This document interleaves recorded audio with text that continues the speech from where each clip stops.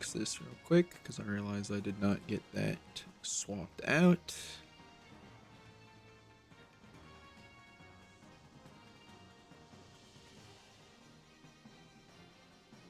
And then we should be good to go.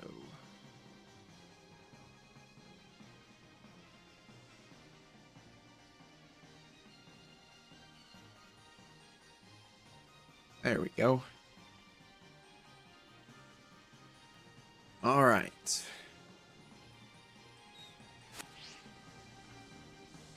Back to some good old shiny Joltik hunting. Couldn't find a great outbreak today, so we have a tolerable one.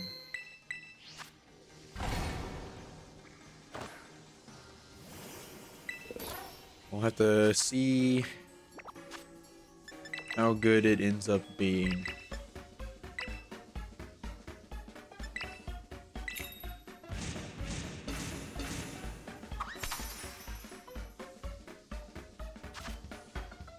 Certainly not holding my breath on it being great, though. It'll probably be okay. But in the past, I have had pretty good luck with the not-so-great outbreaks. So, I mean, anything's possible.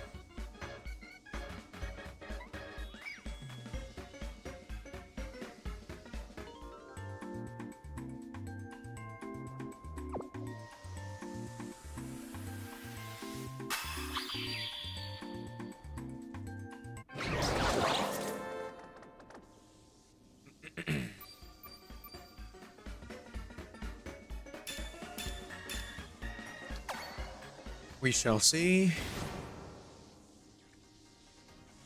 how it goes.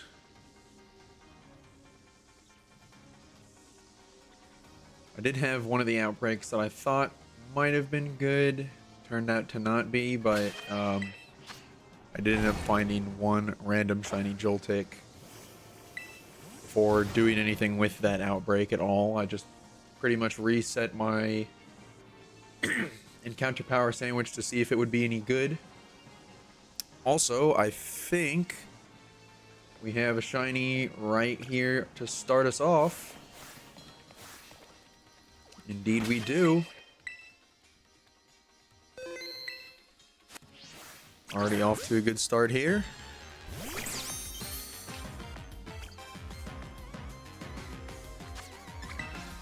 All right.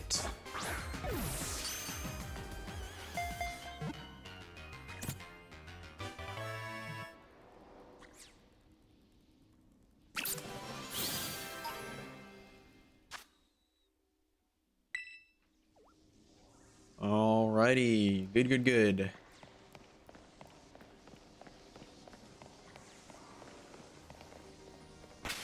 Make sure I'm in the right box, which I am.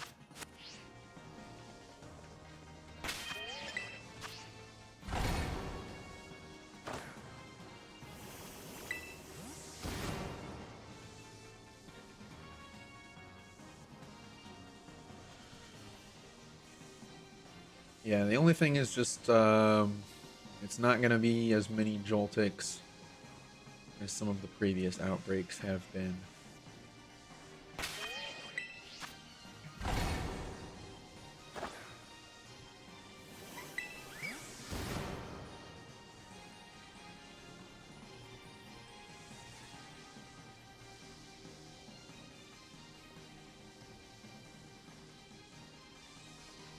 Definitely still doable, though.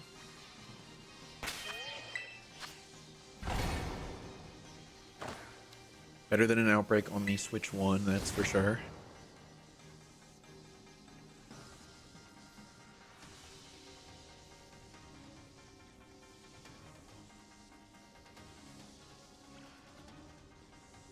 Okay, let's see.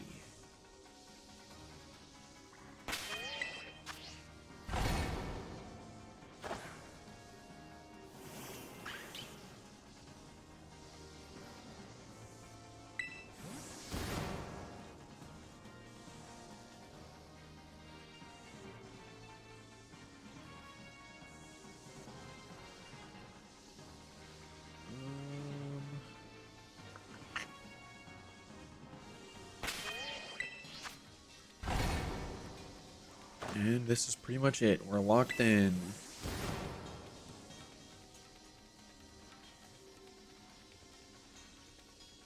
Under 90 would be great.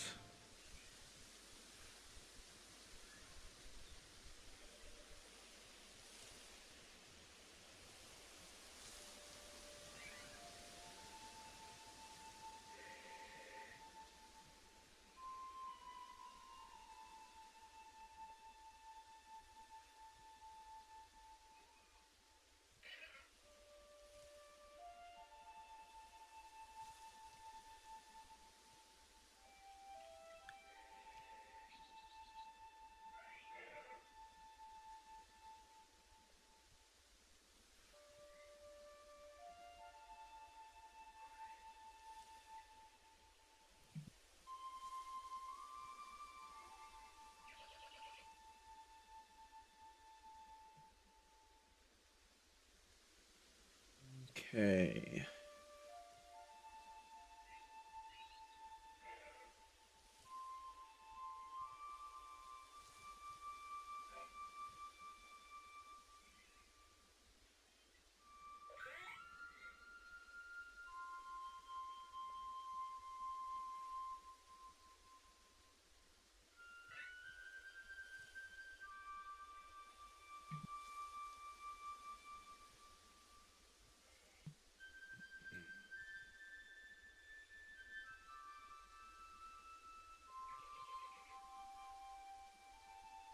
Okay, nothing there.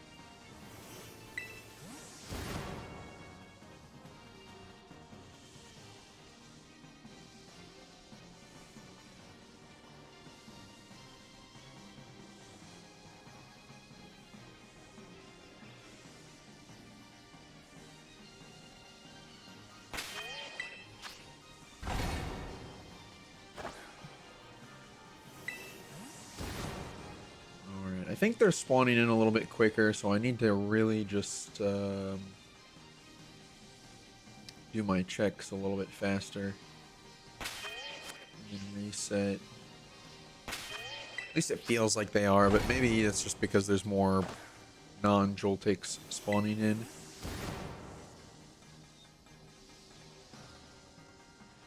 We shall see.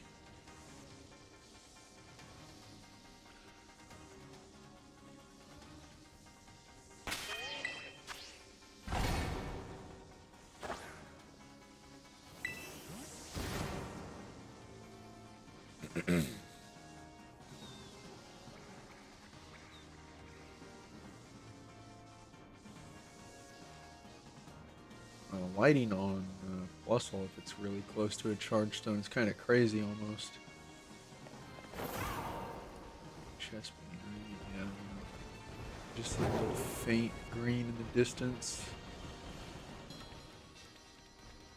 Oh, one of them's a chest, but the other one's an Electros.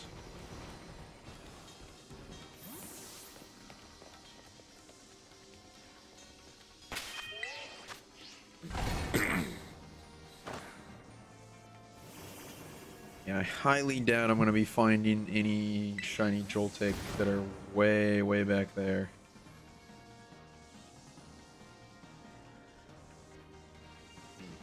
Doubt that is going to happen.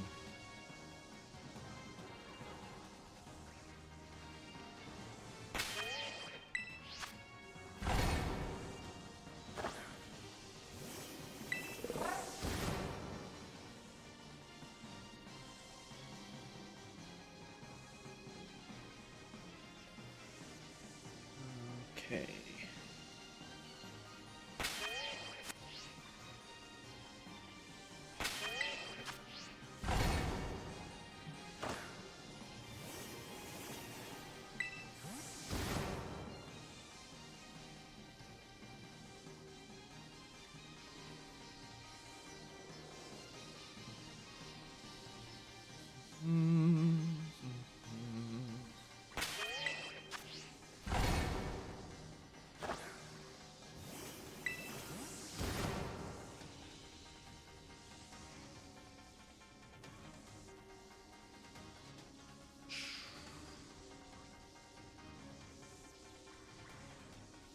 I have no idea why. Sometimes the lighting, for some reason, just makes me do a double take on Drillbur. It's a very, very different shiny, so I'm very confused as to why somehow my brain gets tricked into thinking that it's got, like, pink stripes on its body.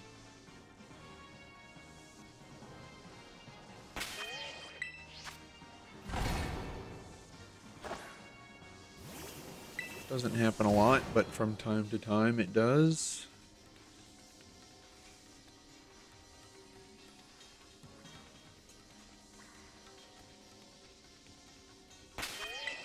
Right.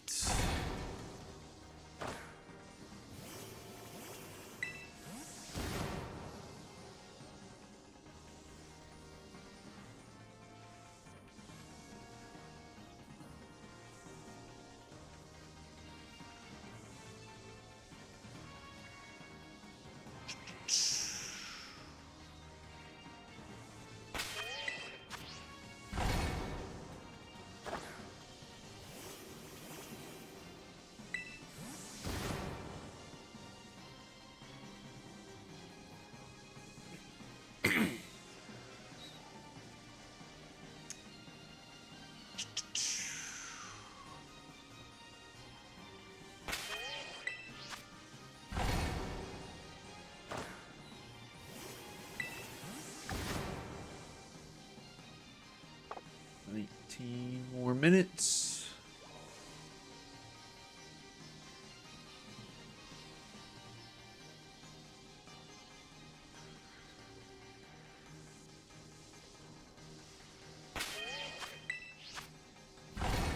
Not a good number of Joltik that time around.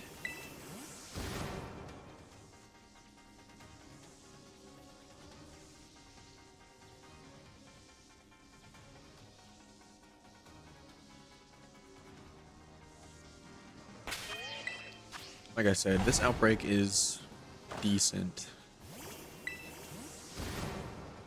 It's not as good as some of the other ones where practically everything that you get to spawn is Joltik outside of maybe one or two other Pokemon. This is more like, I don't know, about 5 to 10 other Pokemon spawning. So you do lose out on a pretty substantial number of Joltiks in the grand scheme of things, but there are a lot of them that are really, really bad, and you're realistically only getting about 10 Joltik spawns on its own. At least with this one, I'm probably still getting between like 15 to 20.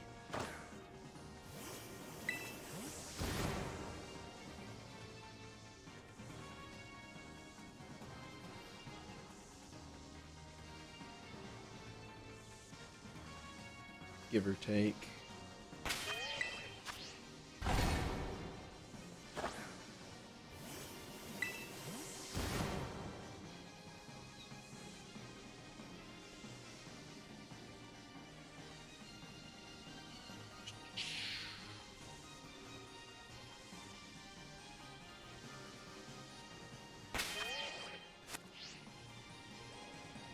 Hi, Zach. How's it going?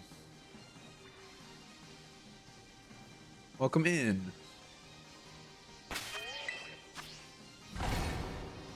Hope you're having a good day.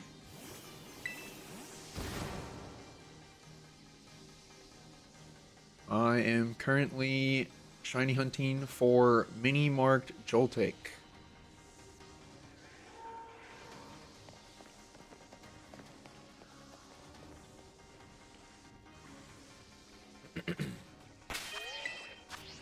Got a pretty decent little outbreak here. Not the best one, but it's pretty good.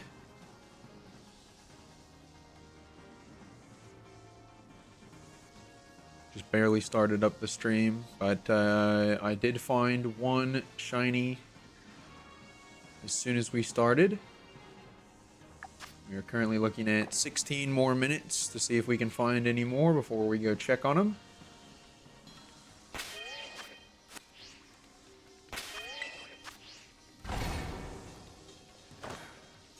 Looks like the weather shifted to be cloudy, so the lighting got all weird again. Yes, indeed.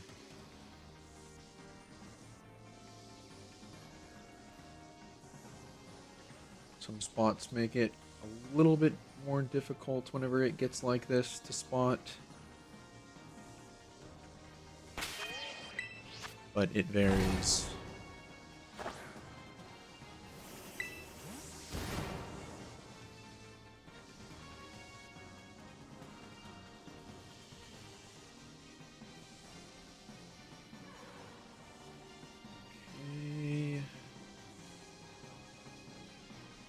It does make it hard while the lighting's like this to see the normal ones. The shiny should still stand out pretty well.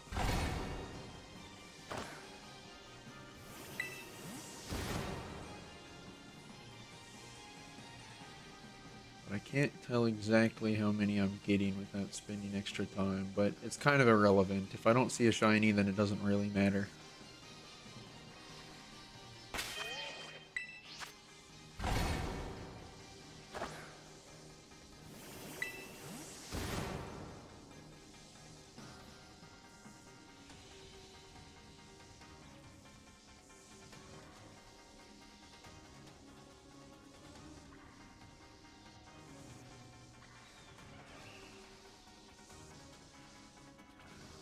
Yeah, that's definitely not a lot that time.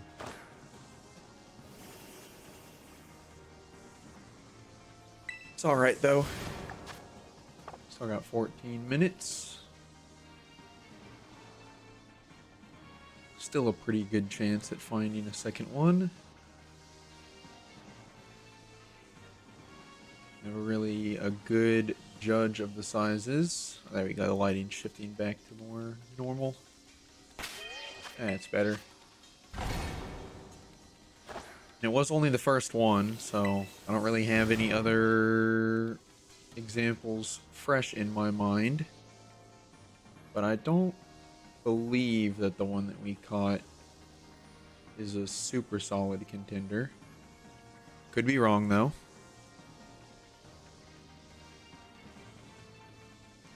Good, just about to eat some spaghetti. All right. Sounds good. I had some leftover pizza for lunch today.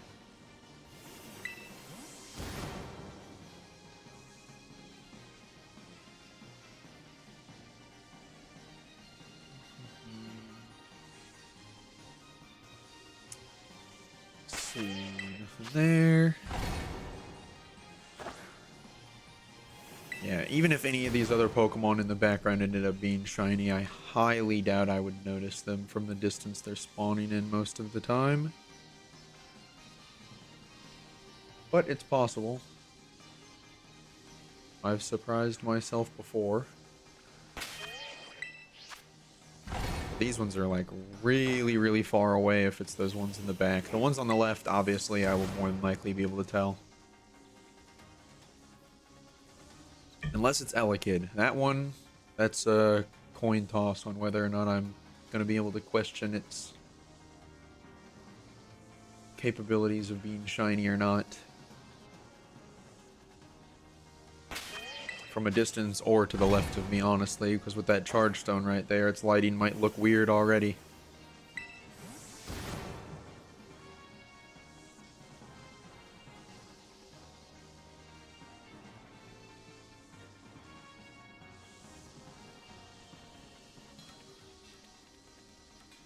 Luckily, Joltik is not as difficult to spot.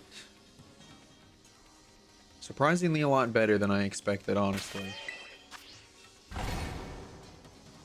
I started off this hunt under the impression that it was going to be one of the more difficult mini-mark shinies to look for, and I was happily surprised to find out that I was wrong in my assumption. It is much easier to spot the shiny than I figured.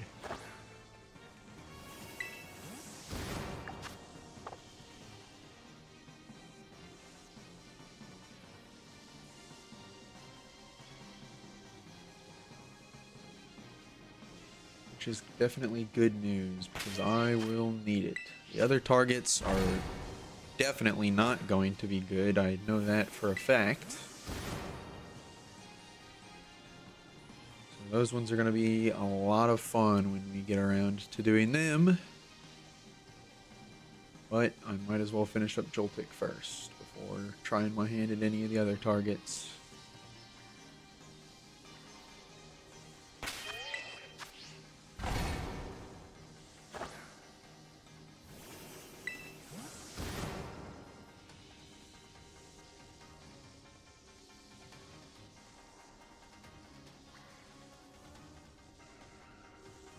Okay, let's see.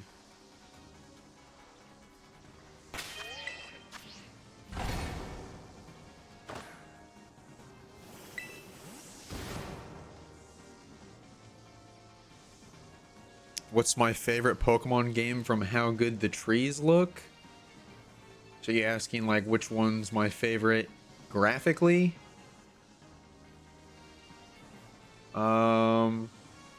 I mean, from a graphic standpoint, I guess I would have to say probably Scarlet and Violet. I like mainly the aspect of the Pokemon and the extra detailing of like the fur or scales or metallic like material looks to the Pokemon, like how they look more realistic. I think that just kind of takes the cake, although a lot of the original sprites are also pretty decent too. 3D does have its downsides to some extent. I'm a little bit sad to see that they're moving away from that with Legends ZA. They're going back to just kind of more of the flat look, but I mean, I guess it's more to do with the stylization. And again, there's a lot of work and effort that goes into stuff, so I don't know. I recently saw, I don't remember where it was. I saw some statistic that was like it takes, at least for Scarlet and Violet, it took like 6 hours to fully render just one Pokemon on its own. So it's a lot of time to work on each of the models, and that's just on average. So, you know, there's probably going to be some Pokemon that are more detailed or whatnot that take even longer. The lighting is changing your color from all the way over there, huh?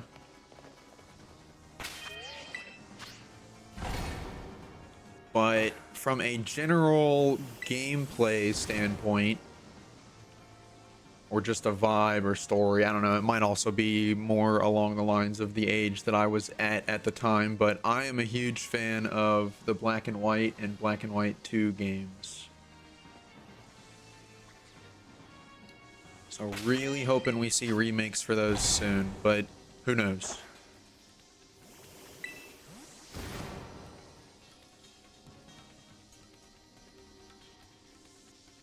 I mean, the expectation is that for the 30th anniversary, it'll probably be Gen 10, so I don't think it'll be the next games that we'll see after Legends ZA, but maybe after Generation 10, we'll go back to Gen 5, which also seems a little bit more on brand, you know, to say 30th anniversary, Gen 10, then we'll go cut it in half, go back to revisit Gen 5.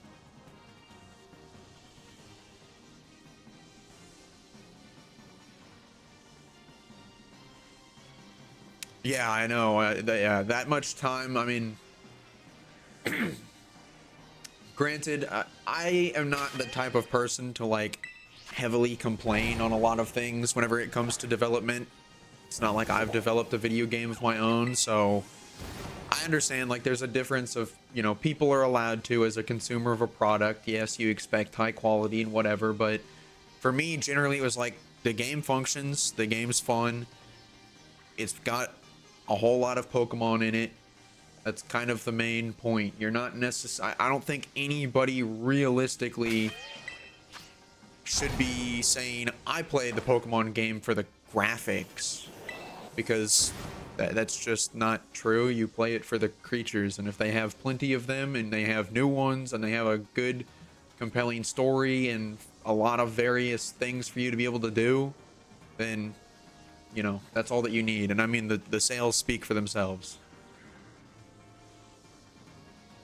People got online and complained about Sword and Shield and Scarlet and Violet and all the different things that came up with it, blah blah blah, but they're still some of the highest selling Pokemon games to date, so it's just kind of how it goes.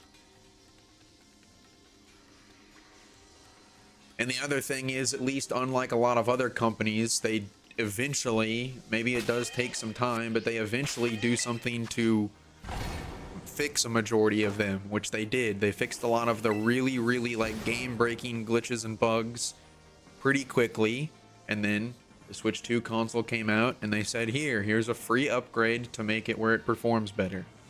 So I don't think you can give a lot of other video game companies that benefit of the doubt nowadays. Usually by the time that they do bother to get around to fixing stuff, people have already lost interest in the game, because it does actually kind of affect your gameplay. In Pokemon, none of those glitches, other than, like, you know, maybe crashing your game, it didn't really affect your gameplay overall.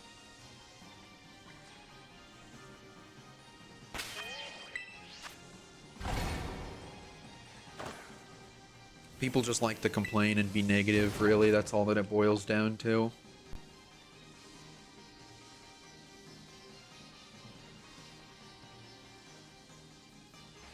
I mean, it's the same thing even with the Switch 2 console itself as well. Again, people get online, it's too expensive, all the games are too expensive, it's too high. Sold more copies than the original Switch in the first 4 days of the two of them being open for sale comparatively. Ran out of pre-orders almost instantly. Like, people complain all that they want to, but it doesn't change the fact that the silent majority of people don't really care all that much.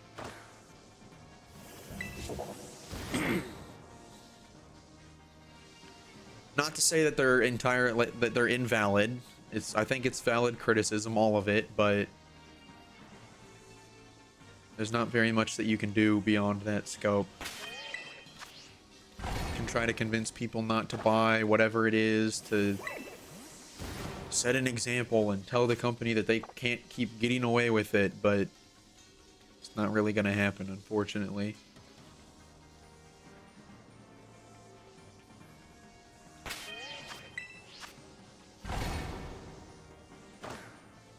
But generally speaking, at least again for Nintendo, I think for every bad or negative thing that they might possibly do, they usually turn around and rectify it or fix it not too terribly long after.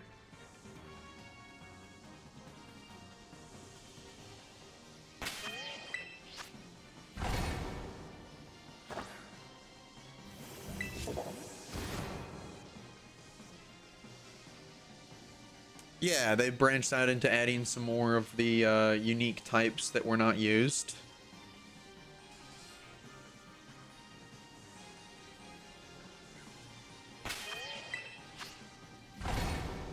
Hoping to see if we can get some more of the unused types in some of the further titles, possibly. Although I'm not really holding out too terribly much hope for it. Some of the type combinations at this point, I'm like, if they haven't made it yet, they probably just never will, but I imagine they, at least to appease the overall audience. At some point, they will make one of each, mostly. I don't know if you're one of the more recent subscribers from my shorts on the topics specifically for that are probably the biggest things on the channel, but I'm probably gonna do a full video I've got in the works for discussing a little bit more in depth all of the unused types, because I did do a short for 3 each, so there's 3 shorts for 3, just because the short isn't really enough time to fit in all of them. But probably going to do a longer video discussing all of the 9 remaining unused types, and personally why I think that they aren't used. But maybe, I mean, I could be wrong, it's just kind of my speculation. But the one type legitimately that I believe is unused because it is just completely worthless, pointless as a type combination is normal and rock. Still waiting for Hippowdon with fairy wings. Yeah, I don't really know if there's enough of a connection for that, but that would be funny. I imagine if they do eventually get around to a ground and fairy type, it's not gonna end up being like the most broken Pokemon stat-wise, because I feel like that would just be ridiculous. But, I mean, you never know. But yeah, the rock normal type is just completely and utterly pointless. The normal type has absolutely no benefits to offer rock type whatsoever.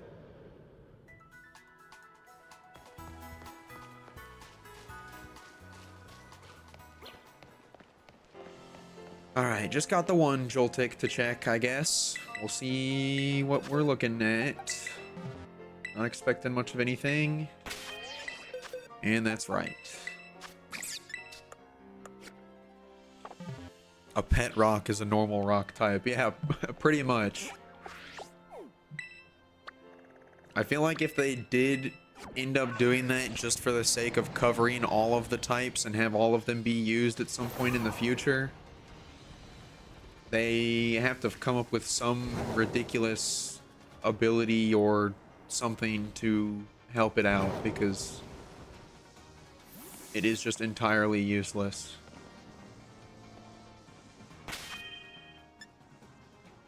I mean, obviously, it's not like normal really contributes a lot to a majority of the other types either, but at least it gives some amount of maybe neutral coverage for, you know, a type that the move would be not good into. But for rock type, all of the types that resist rock is like, they pretty much all resist normal as well, so it's kind of useless.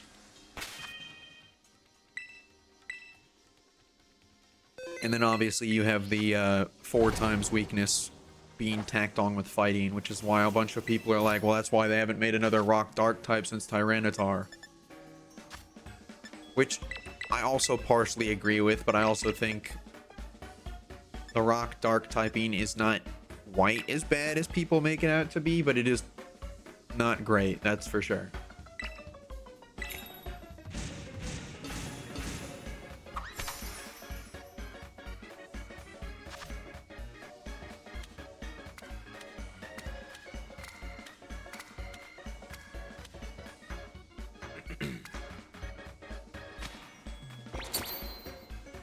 And then I would like to see some Pokemon that just stand alone have some of the type combinations as well, mainly like Dragon Fairy and Ice Fire, for example.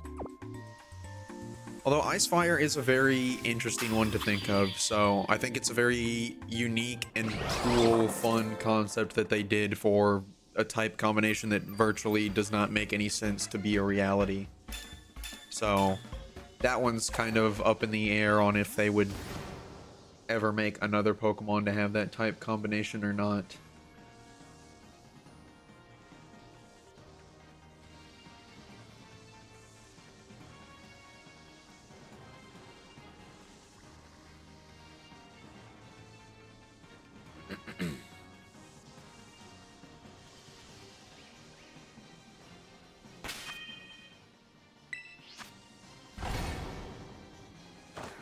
I'm very curious if we do go back to Gen 5, though, at some point, if they're going to maybe give us the original dragon.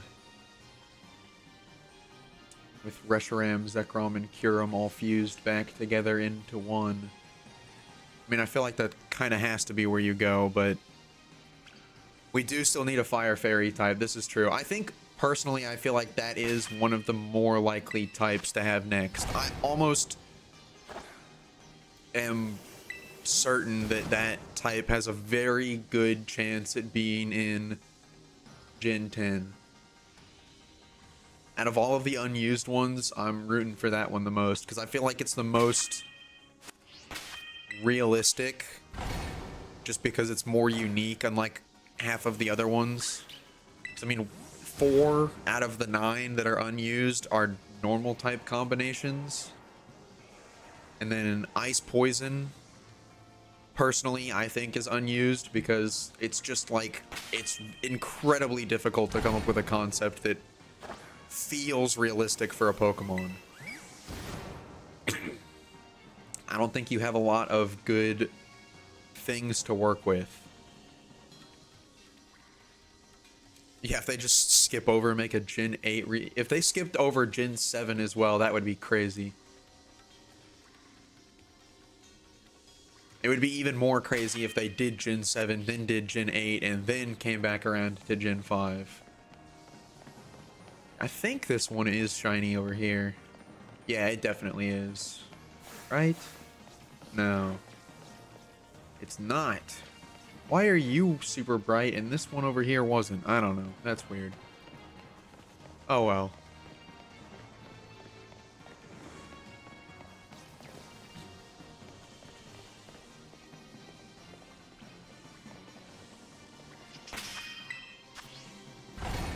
I mean, depending on some thought process, some processes for people, I know there are some fan theories that there's going to be a regional or mega evolution or whatever that's going to be Fire Fairy for the Tepig line in ZA.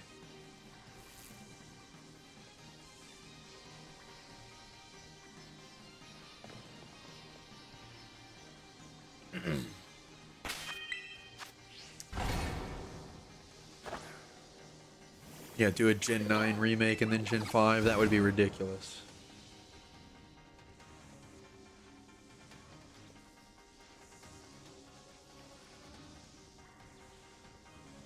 Thinking about a Gen 9 remake is ridiculous. I don't even know. It's hard to think about how many years down the line that'll actually end up being.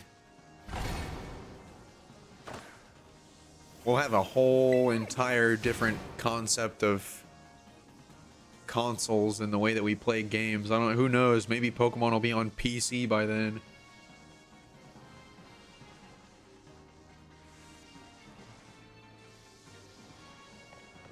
Be buying the Scarlet and Violet remakes on your Steam.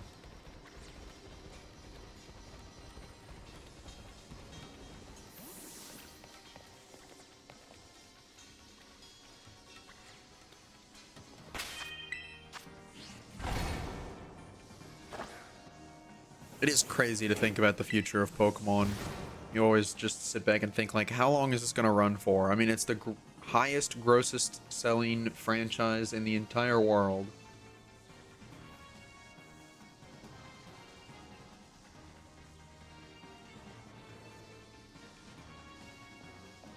Singularly, at least.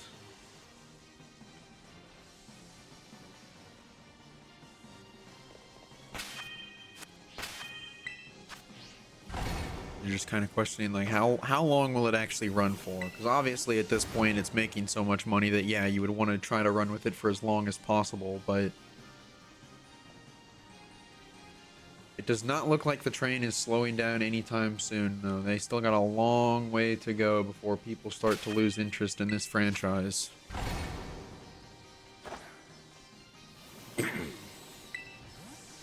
No matter how hard anybody tries, I don't think any other monster collecting game is ever going to dethrone it. So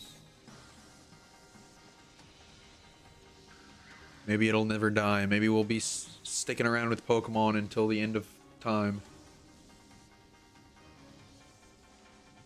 Oh yeah, no, I know. I was just making a joke. I doubt that they'll actually do that at any point in time, but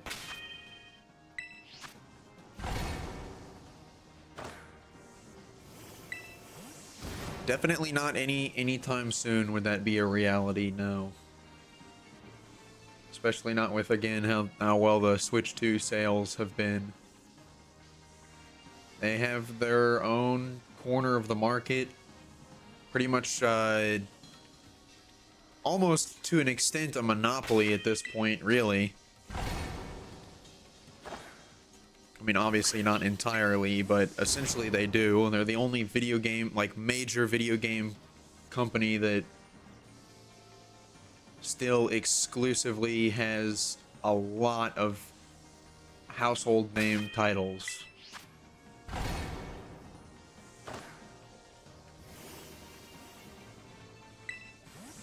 Which in turn then dictates game sales and console sales, which means an overall higher net profit for them.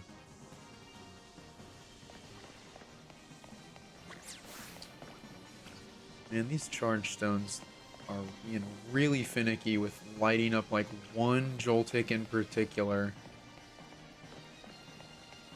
It's throwing me for a loop. I should know better because it's an electric green. I just haven't seen one in enough time. I'm getting antsy, I guess.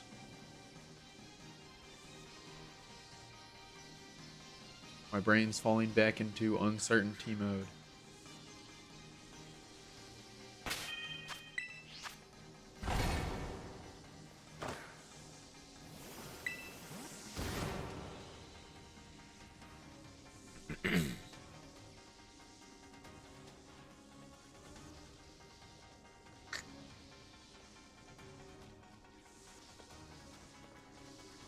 It would be wild to see a Pokemon game that ran on a PC, though. That'd be kind of crazy.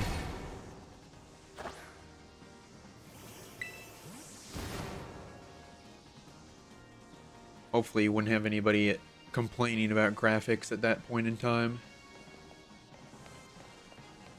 It's just a lighting being weird on the outline, right? Yeah.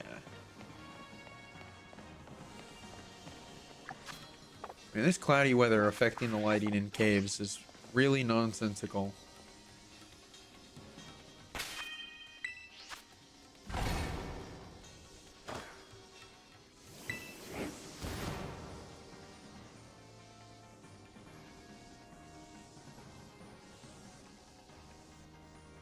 Makes it very hard to spot Joltik for some reason.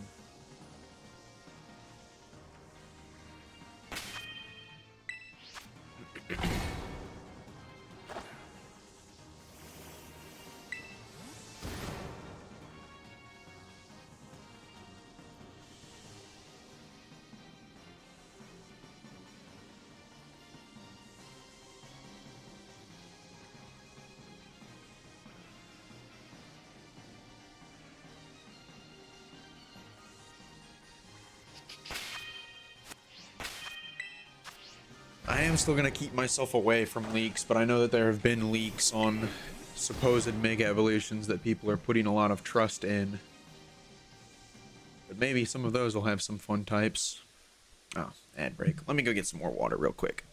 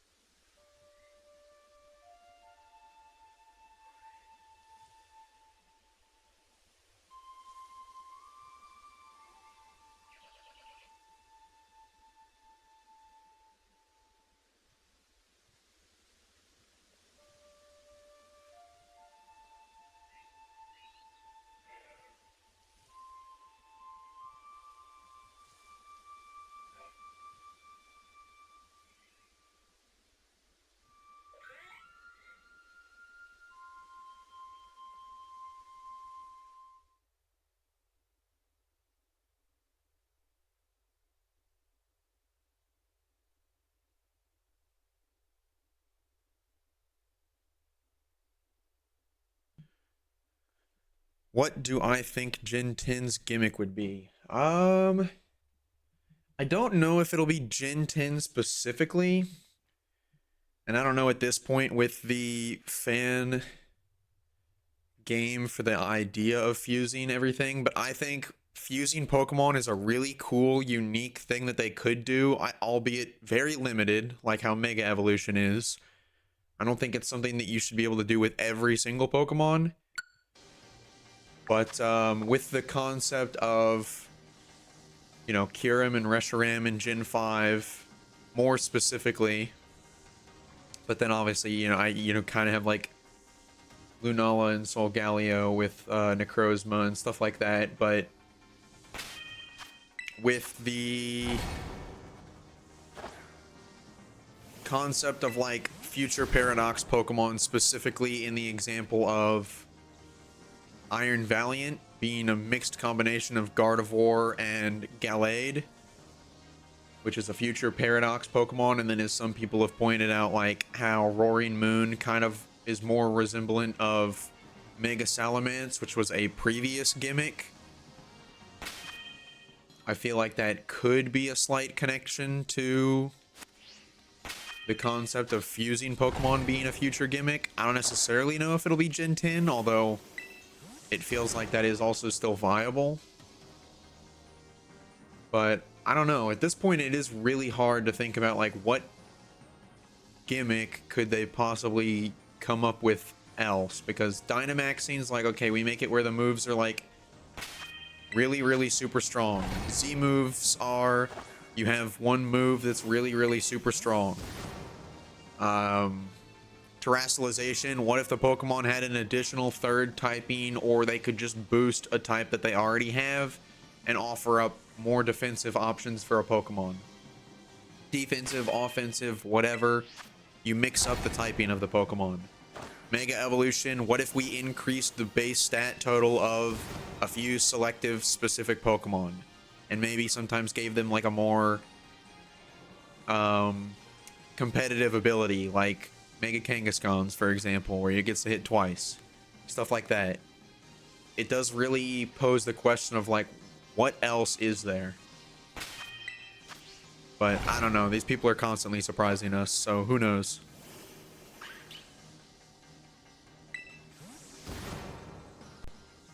Yeah, just straight up making 3 types on a Pokemon entirely, instead of Terastallization being like, oh, it's now like defensively functions as this one type and offensively has 3 types. What if it was now? But I feel like that's too game breaking, which is why they have never delved into it. The type chart goes insanely off the walls if you have 3 types on one Pokemon.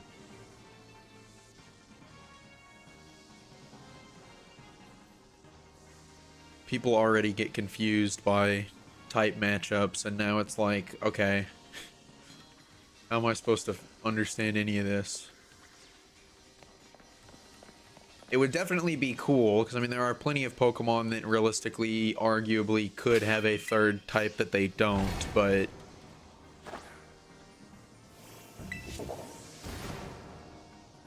I think that's a little out there.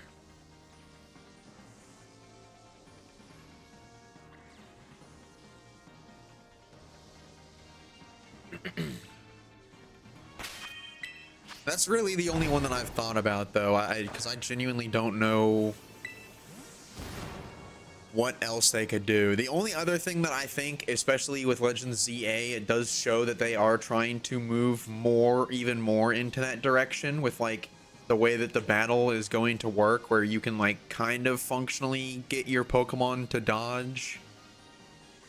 And, like, it kind of moves, from what I gathered, it looks like it moves with you to an extent. I don't really know. I mean, we're gonna have to figure that out and actually play it for ourselves. I mean, they've shown it and talked about it a little bit, but I feel like there's more detail that we don't really know exactly how it plays for the way that the combat works. But that concept paired with the Synchro Machine in the DLC for this does lead me to believe that at some point in the future we are looking at the potential of, at least in battle, like fully controlling your Pokemon. Like you get into a battle and you play as your Pokemon instead of just saying, oh, I get to turn-based combat, pick my move. Dude, I don't understand why this lighting is like actually throwing me off. That one legitimately looked like it was shiny to me. I'm going crazy.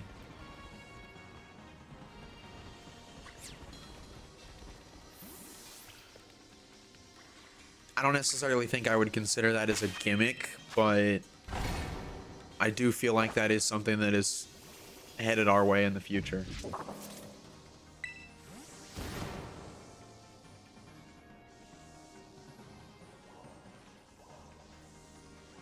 As is the case, they usually kind of trial, test run other things that they're planning on making larger of an impact with in titles before they get around to fully releasing whatever that feature is.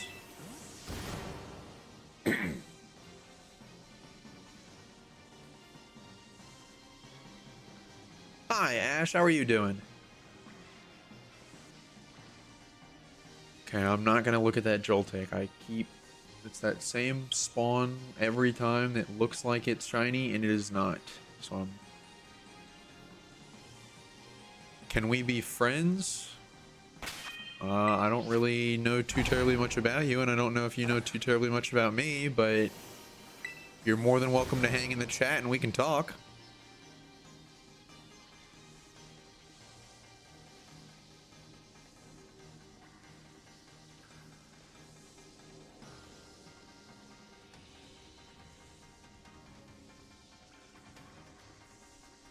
Okay, I don't see anything else. The main is the player can add any typing to their Pokemon out and in battle, like giving Jolteon electric, so Jolteon would be electric type until you change it. Oh, so you mean like keeping it at 2 types, but you can swap out one of the typings for another one, or like add on a secondary type to a Pokemon that only has one?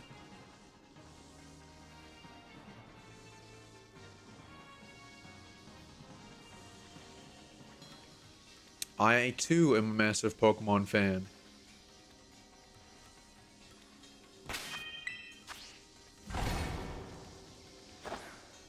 So you got the appeal instantly. Okay, yeah. I gotcha. Both of you. Yeah, adding on a secondary typing, swapping it out seems interesting. Yeah, I guess that's definitely something that could be done. It's a little stem away from terastallization. It would definitely add more of a unique concept to it. I think it would still have to probably be limited. I would imagine you would probably want to do something along the lines of maybe like you can only do that with a move that is like a type of move that that Pokemon can learn. So like if it can't learn a fire type move, you can't turn it into a fire type or something along those lines.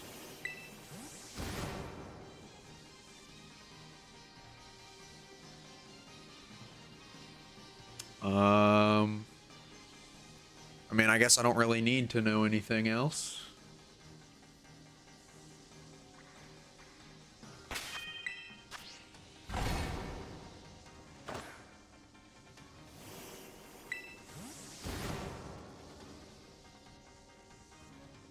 I'll be friendly with you. Fine by me.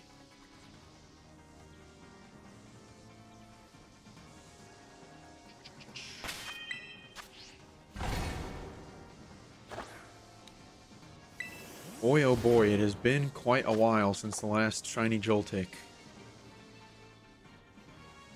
Sure, why not?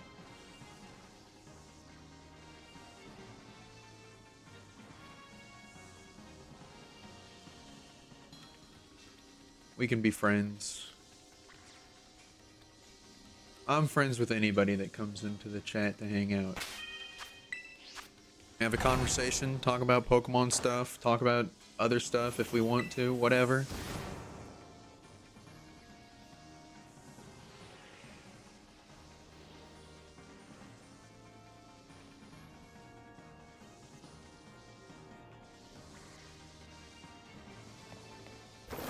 Stupid cloudy lighting.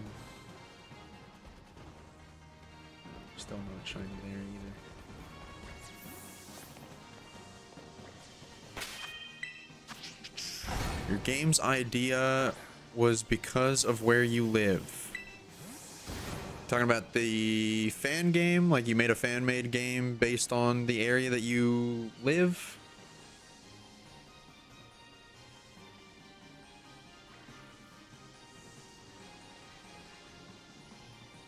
Or am I missing something?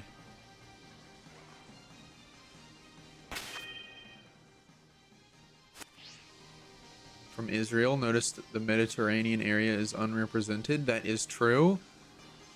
It does seem like they are working on trying to get some more representation into the games, though.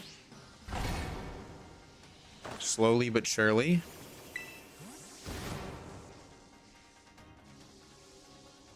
If we are to believe the leaks for Gen 10, I believe it's supposed to be set somewhere in the Eastern European area. I can't remember where it was specifically. Israeli and Italian based. Sounds cool.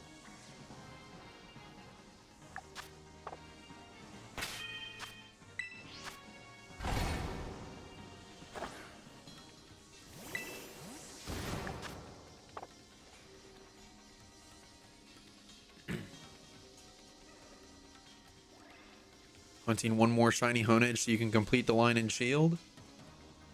Sounds like a plan.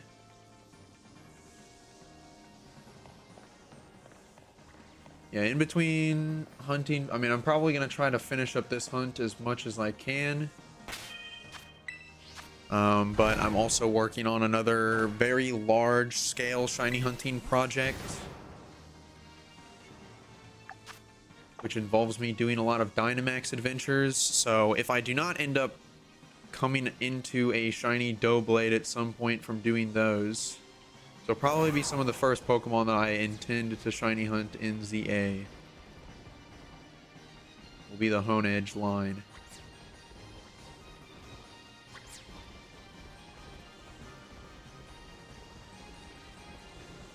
Main legendary is akin to Eternatus and Terapagos, controlling Mega Evolution phenomenon and its origin. That sounds pretty cool.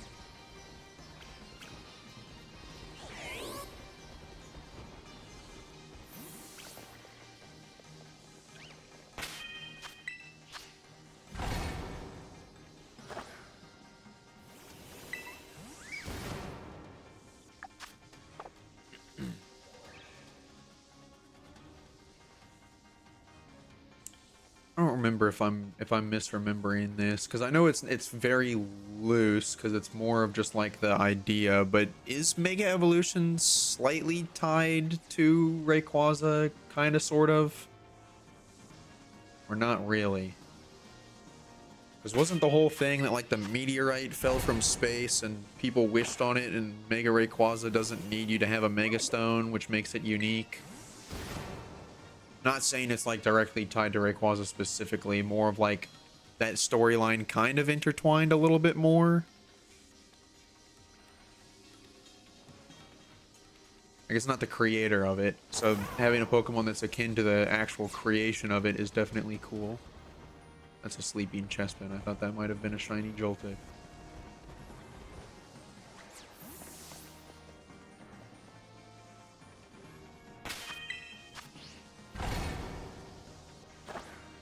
Israeli and Italian-based mons are the main focus, but Greek and Egyptian too, since they are nearby and notable.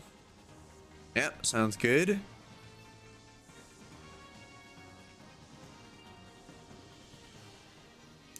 My plans Evos, variants, megas, convergent, and paradox forms, Rayquaza and Lucario said to be the first to mega evolve. Gotcha.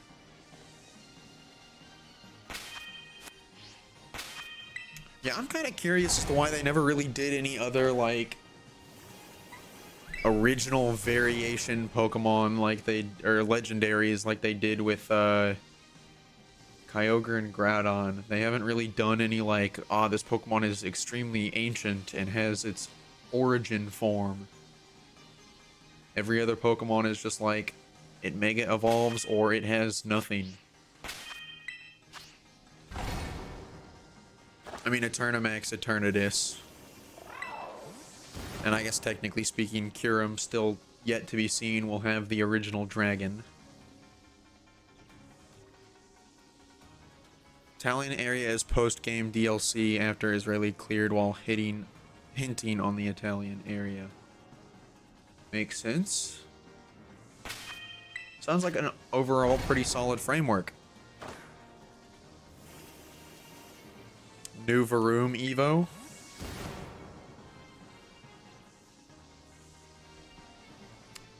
They do also hate each other. That is the classic meme that everybody likes to throw around.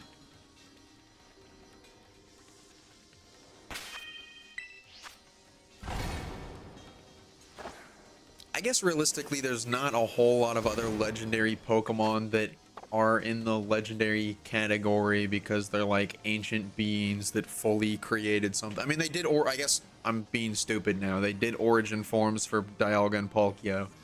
I just completely threw that out of my brain, but I don't know. Those ones don't feel like they're quite as impactful as Kyogre and Groudons are. I mean, design-wise, some people have their gripes. I don't really care too terribly much, but the origin forms also for those previous two gave them, you know, like, new unique moves, and even for Groudon's case, makes it have the fire type as well. So it, like, did a little bit more differently for it, but I don't know.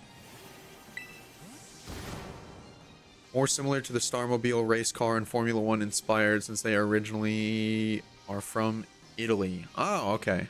Originally and mainly in Italy.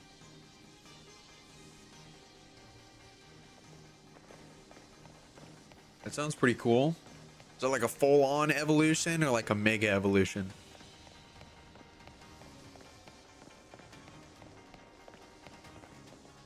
I am very curious to see if they're going to be doing any Gen 9 mega evolutions in ZA. I have to imagine there's got to be at least one, but who knows?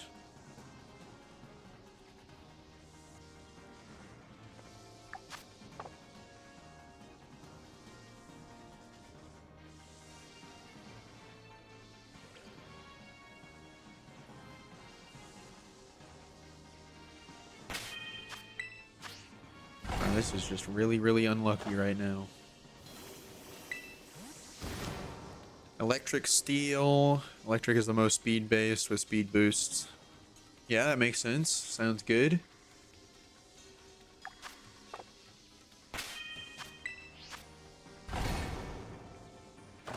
Yeah, Rayquaza is Groudon and Kyogre's babysitter. Very true.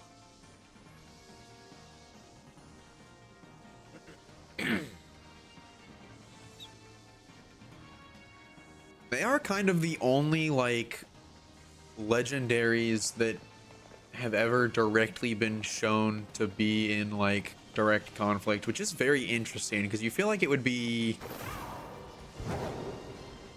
something that would be more reoccurring. Mega Lechonk. That would be wild.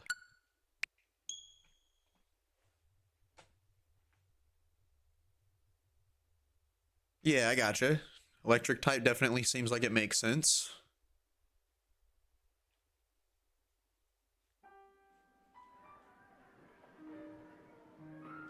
I mean, maybe you could just make it like a regional variant or something. And probably, I don't know, in my opinion, I feel like would make a little bit more sense. I mean, you could do like a 3-stage evolution like they did with Obstagoon. Because I feel like changing from the poison type to electric type was kind of drastic.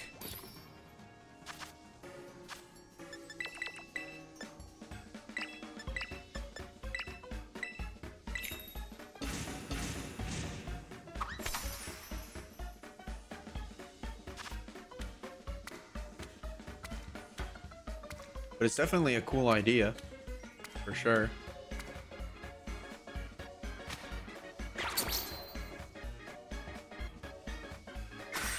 Yeah, I don't know. I feel like I would have a really rough time trying to come up with an idea for an entire region, so it's really cool that you have this stuff all thought out.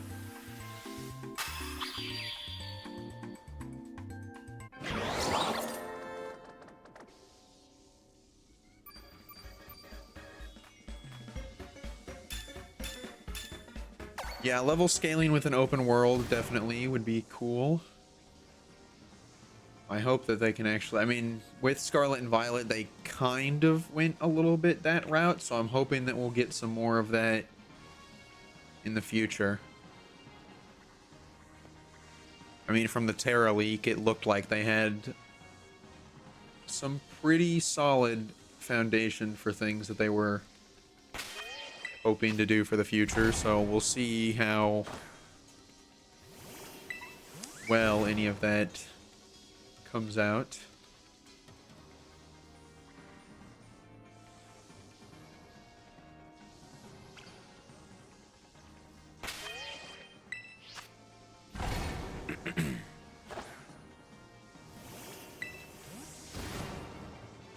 You know, another thing that they haven't shown for Legends ZA that I'm pretty sure we can expect is, especially since it was X and Y was kind of the origin of like actually having overworld Pokemon to ride, is what kind of Pokemon will be able to ride around the city.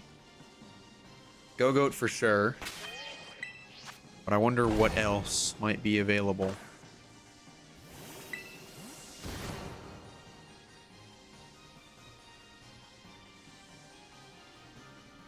Evos for older mons would be possible exceptions, not Mediterranean related. Want to leave the mons without lines behind. Gotcha.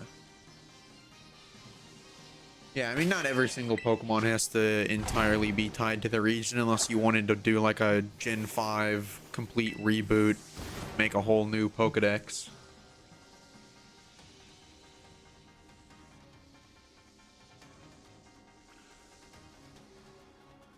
Which again is still very interesting. But that's the only time that they've done that. So I don't know, maybe even along those lines too, you could have that concept maybe in the thought process for Gen 10. Maybe Gen 10 we can expect to see an entire new rebooted Pokedex again as well with no previous entrants. Who knows? Dragonite is a possible one, yeah. We've had Dragonite in Let's Go, Eevee and Pikachu as a rideable Pokemon, so that's definitely possible. I would hope that they would have a lot more open availability for rideable Pokemon. But again, there's no telling. They might have it limited in scale. Again, especially going back to like the programming development phase of rendering the model of one singular Pokemon, because I'm sure it'll look... Actually, no, it shouldn't be too difficult to make them rideable, I wouldn't think. You probably have a little bit of different animation you'd have to make, but it's not like you have to make an entirely new model from scratch for the rideable version and the in-battle version. So I don't know. It'll be interesting to see.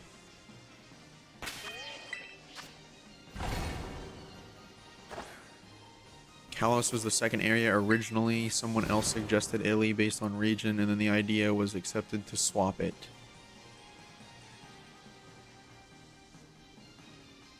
Quackwaval. There's a hint for Italy-based region. One of the entries saying it's outside of Paldea, and the carnival is from Italy. Maybe. Yeah, I don't know. I'm still curious about that too. Yeah, what that dex entry alludes to where it's actually from. All right, finally we have another shiny Joltik.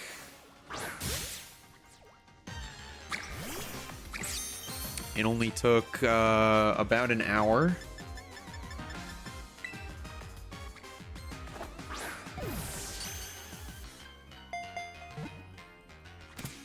That happens from time to time, though.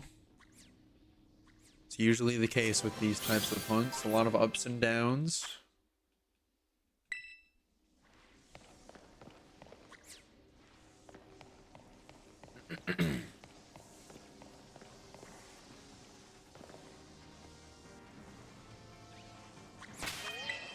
I have to go back down to the picnic. I do this every time.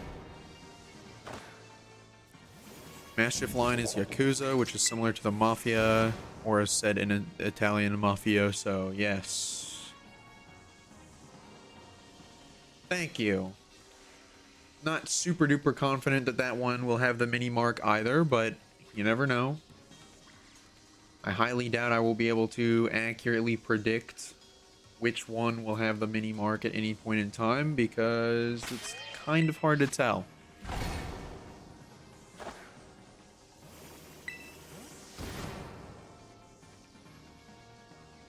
Quackwaval in the Mafia would definitely be a sight to behold. I feel like I'd kind of have to change up its vibe a little bit.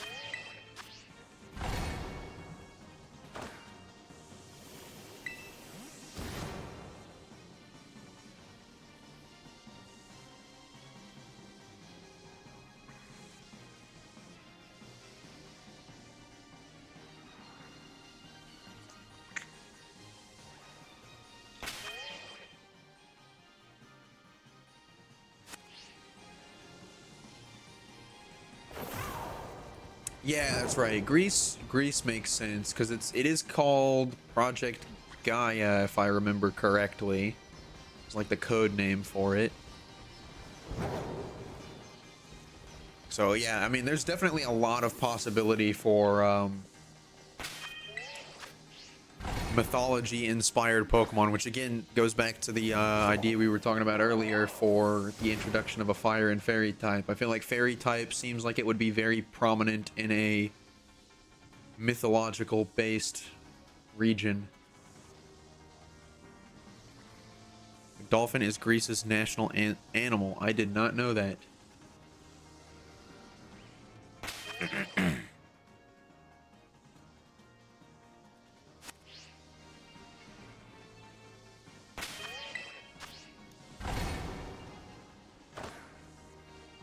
Kaze and Nami are the names. Wind and Wave, obviously hinting to Zeus, Jupiter, and Poseidon, Neptune.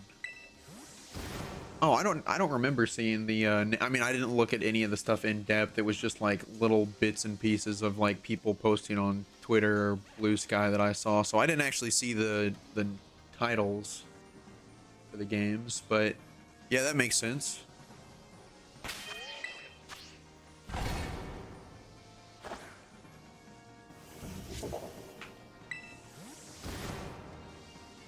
It definitely checks out.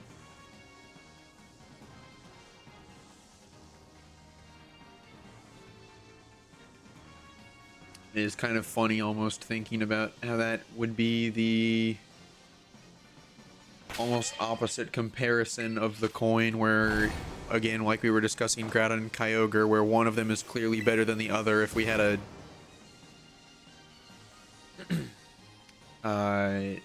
maybe like water and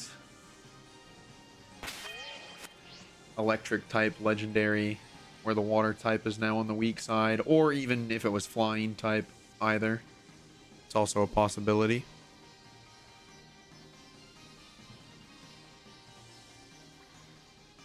Feeling that Gen 10 would be based on the lowlands.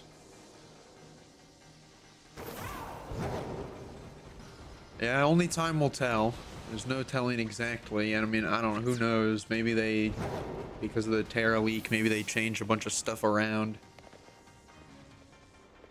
Although I feel like that would be very difficult to do at this point. They're probably just gonna take it and run with it.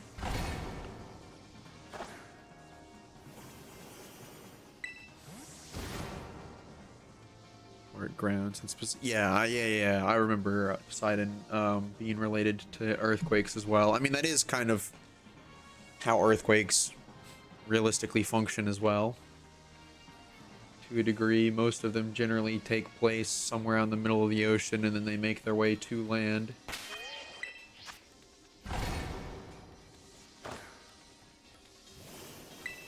I mean, just statistically speaking, that's typically how that goes down, because there's more earth to be covered in water, so the likelihood of an earthquake's origin point happening somewhere directly underneath land is wildly impossible. Plus, if I understand correctly, that's kind of what caused the whole Pangea thing as well, so most of the tectonic plates probably did not end up being directly, like the divides between them are not directly underneath land masses on the surface.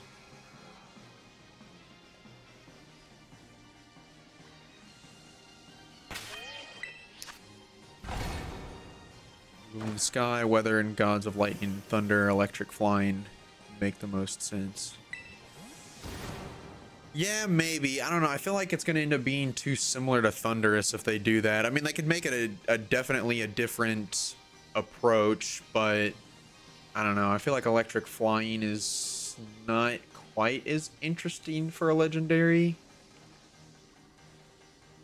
Yeah, Thunderous and Zapdos, actually, now that I'm thinking about it. They kind of already have a lightning bird, so I don't know. I mean, anything's possible.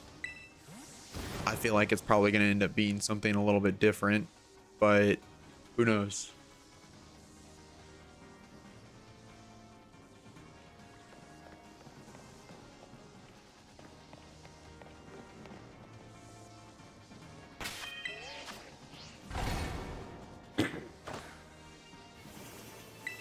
The real question is, out of this 2-year gap, how much time of that was spent working on Legend ZA, and how much of it was actually spent working on Gen 10?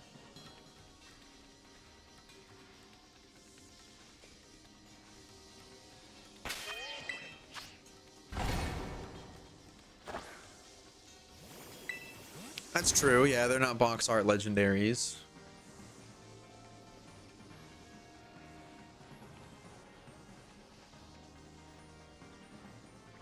I mean, it's not like there's an entire issue of them overlapping legendary typings. You only have so many type combinations to work with, and if it's a legendary, you want it to be first and foremost, a fitting typing of a design that makes sense to be a legendary. And then B, you would typically, you know, prefer for it to be a stronger or at least more interesting type combination.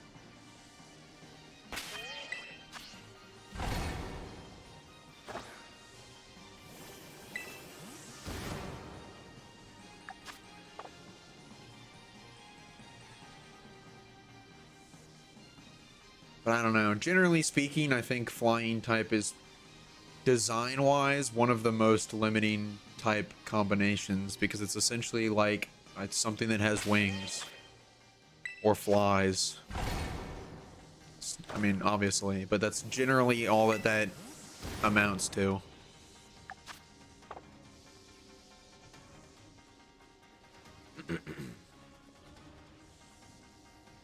I mean, bug type puts design in a box to a degree, but there's so many different types of insects that you can be very, very widespread in the design concepts for it.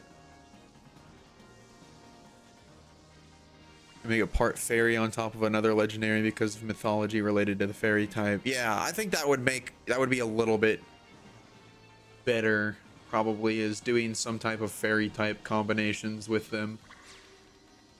A water fairy type legendary would be pretty bonkers.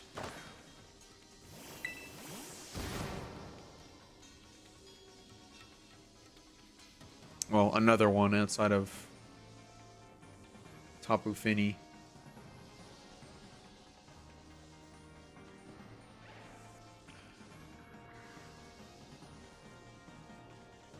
That's a crazy fun fact I didn't know.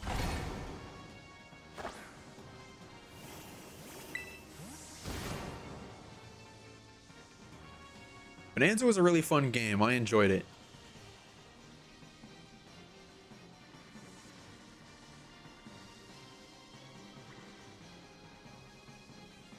Yeah, Electric Fairy is also very... Yeah, I think the type combinations are very strong coupled with Fairy typing.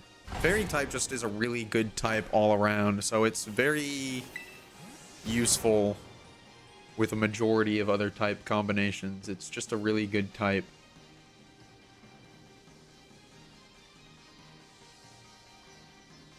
So there is a lot of potential for that.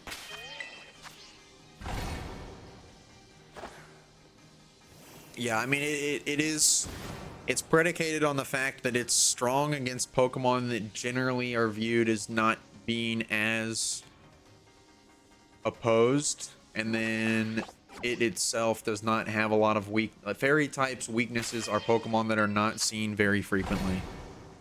Generally because they're just not quite as good against your more common type combinations for coverage. Steel and Poison are not typically Pokemon that you expect to run into too terribly frequently. But I'm also not a big competitive person, so I'm not like well versed in talking about it on a competitive level. All right, man, thanks for hanging out. It was good to chat for a bit. Hope to see you around. Have a good one.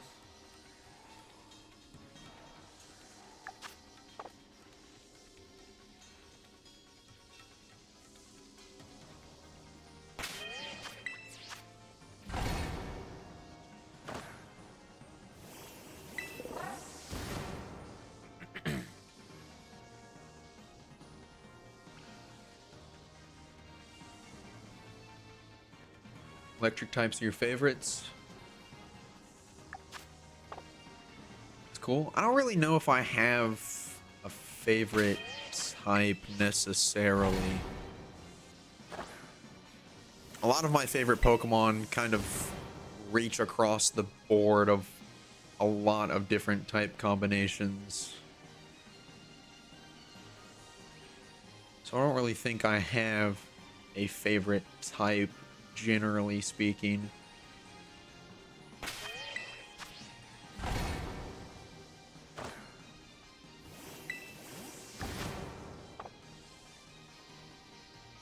Trying to think if there's any like design philosophy that typically gets attributed to a type that I enjoy more than others.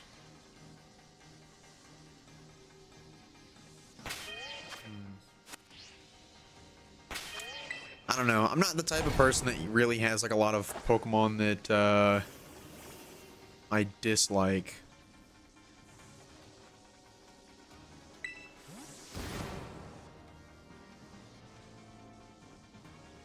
I sadly can't use Discord. Oh, hold on.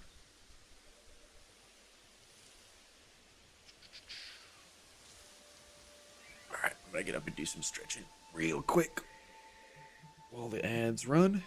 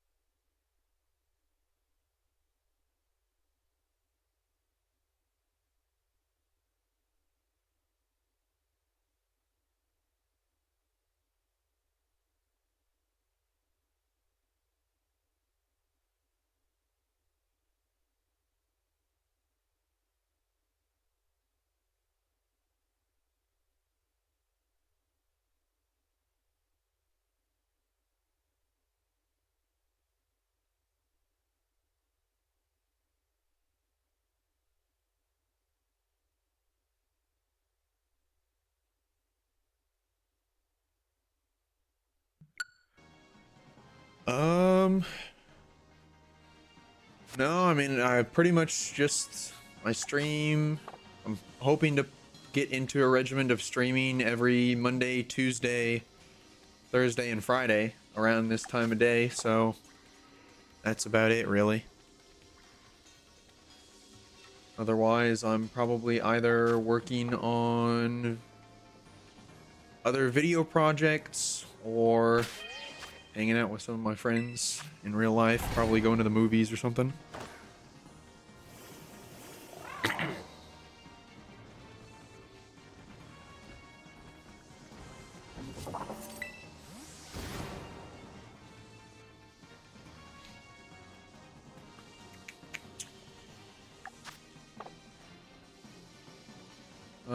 Let's see.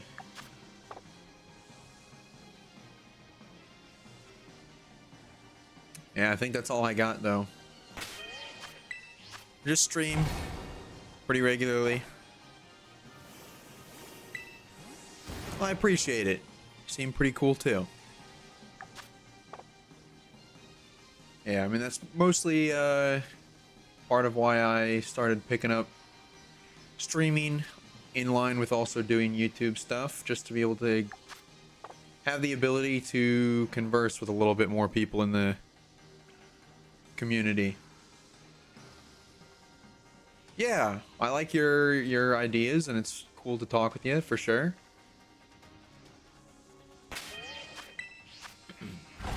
I like talking Pokemon with other people.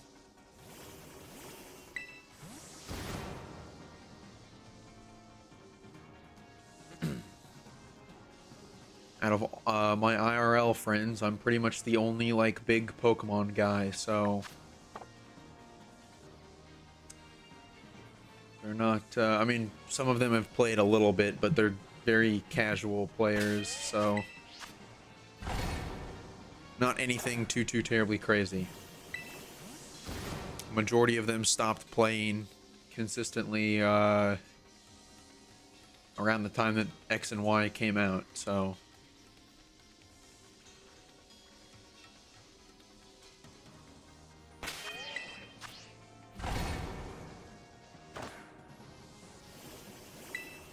I am American, but my channel name is not my first name. No, that's just a nickname.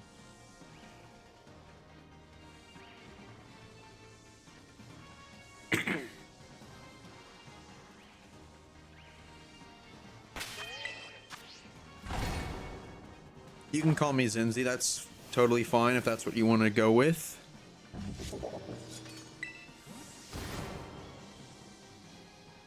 Or Zion, or whatever. I'm fine with any of them.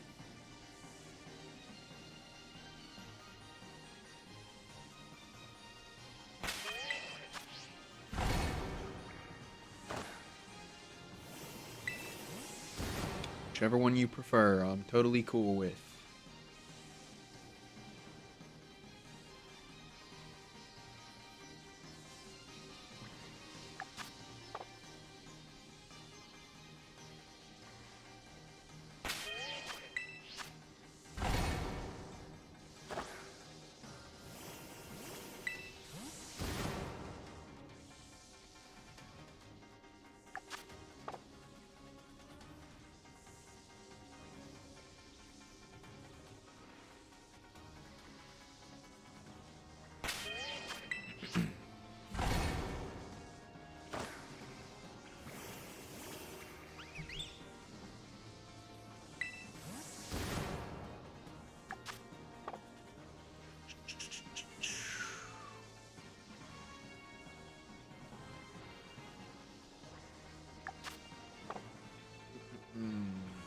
Hopefully I can find another one.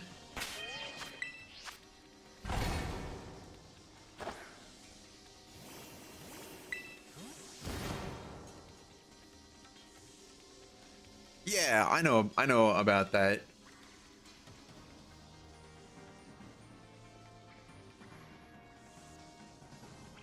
Yeah, I just think the concept of it's cool.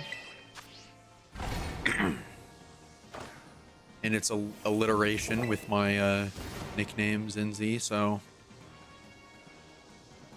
that's where the name comes from.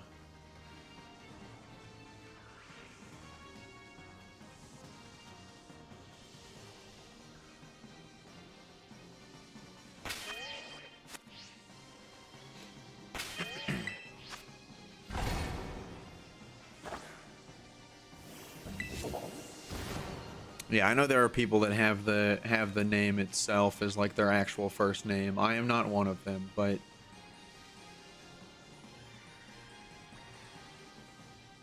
it is a cool name.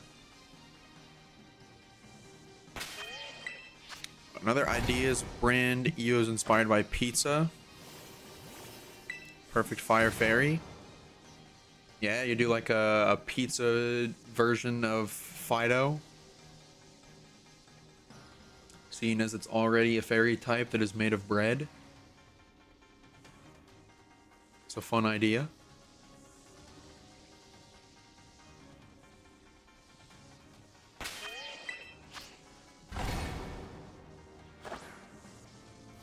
Or something entirely different.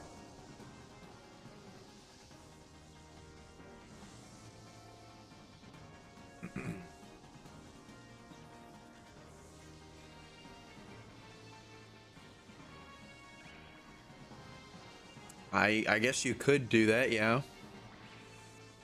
I've not heard of anybody eating a cold pizza before, but... Well, I guess that's not true. I have, but... I think the only person I've ever heard that has eaten pizza cold was, I think, maybe my sister when she was a kid. But I don't know, maybe there are some people that like that and do that regularly.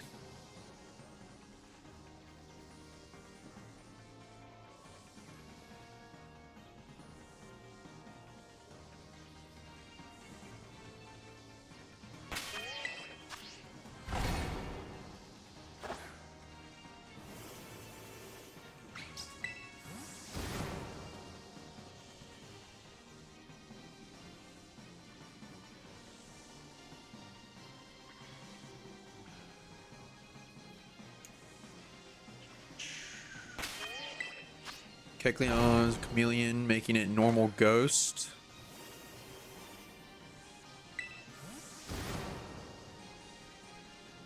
Okay. What's the idea for the gimmick behind that then? Would it still change types, or are you just making like a different variation of it being normal ghost and it stays that way?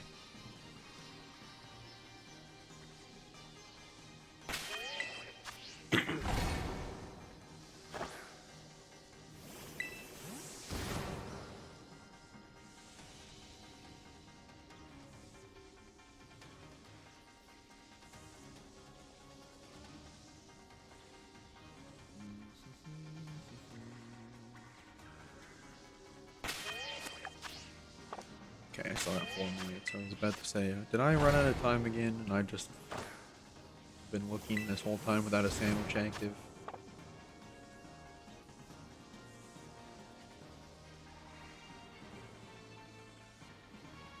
Carnivine, grass, water. I mean, maybe.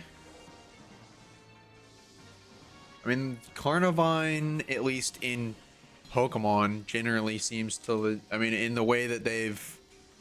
The environments that they have put it in, I don't necessarily know about the entire basis of the actual plant, although I think so, kind of, in some sort of area, but they mostly are in, like, swamp, marsh-esque areas, so, I mean, water type kind of makes sense.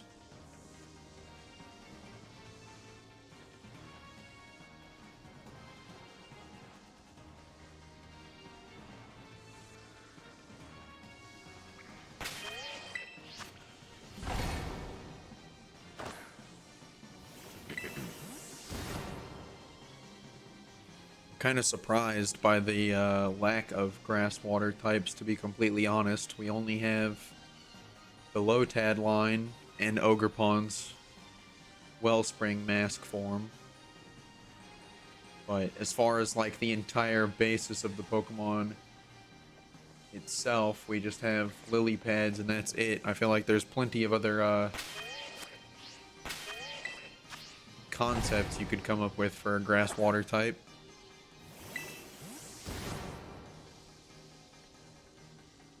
Combi and Salandit both having male exclusive Evos. Yeah, that's definitely a very common idea. I do think it is kind of sad that there are Pokemon that don't evolve that just are stuck the way that they are.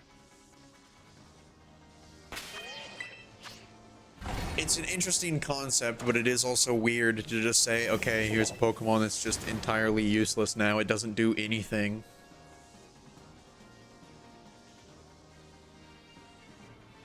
It is a little bit strange.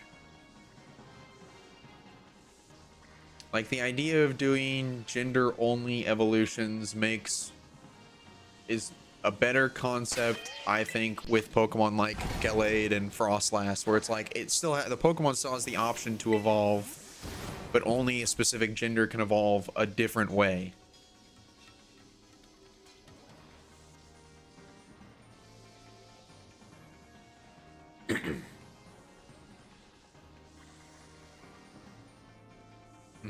Bug Steel, Soldier Bees, yep, makes sense. Fire Dragon, inspired by salamanders born from fire. Yeah, I did kind of a similar idea with my concept for fire and fairy type with the salamanders. I just decided to chalk it up to being a gender neutral evolution, though. Just a regional variant of Salandit and Salazzle. But that one can be either form. Because if you didn't know, the reason that Salazzle only has the female evolution is because it's based on the idea that a lot of species of whiptail lizards, which they are based off of, live in female-only societies. So that's why only the female evolves. However, that is not all whiptail species. There are some whiptail species that still have both males and females present, just not as many. So that's why I was like, I don't really know if a male exclusive evolution necessarily makes sense, but I mean, if they wanted to for the sake of it, yeah, I mean, you can make a male only evolution. It doesn't really matter.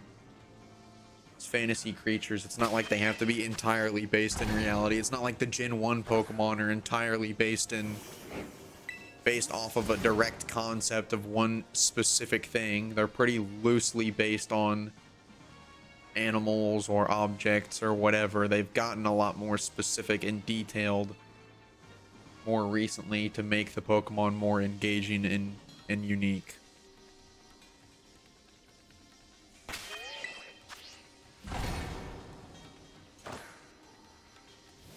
Chatot, Evo, and maybe a baby pre-evolution, since Magby is the only bird-based baby mon. This is true. My brain went to Volibee, but I know that one technically doesn't count. It is essentially a baby and looks like a baby, but it is not in the categorization of baby Pokemon.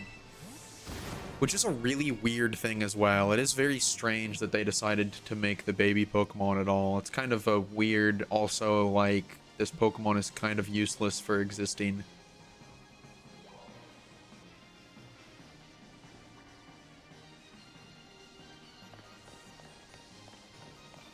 Oh yeah, that sounds like an interesting concept. Making it based off of an invasive species. Definitely adds for more unique world building that you don't typically see with a lot of Pokemon, although they have done it occasionally.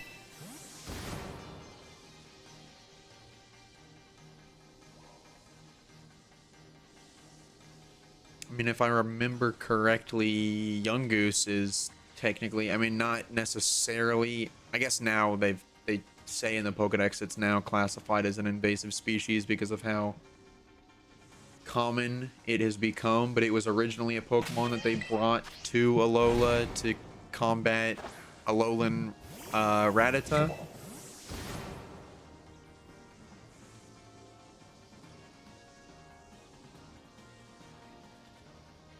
Okay, yeah. Volbeat and Illumise getting a little bit more love. I definitely feel like those are also Pokemon that could definitely use some more attention, for sure. I agree. Kind of not great Pokemon that don't really serve a purpose too terribly much. Although I guess in the grand scheme of things, you kind of have to have some Pokemon that don't really do much of anything, because if every Pokemon was great, then it'd be a lot of work to maintain balance and whatnot.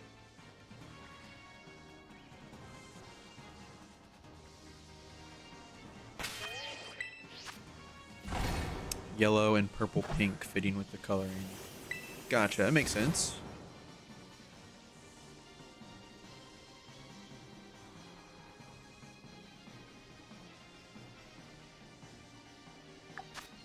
Oh.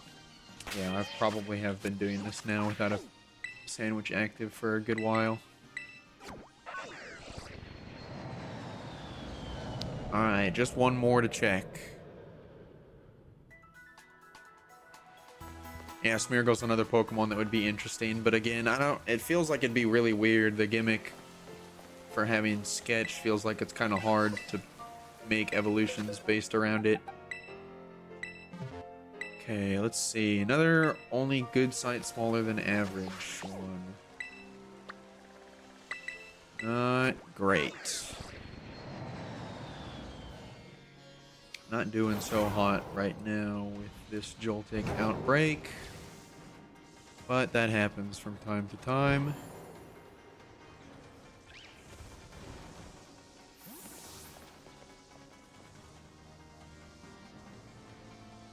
Hopefully you can get a decent one going here soon.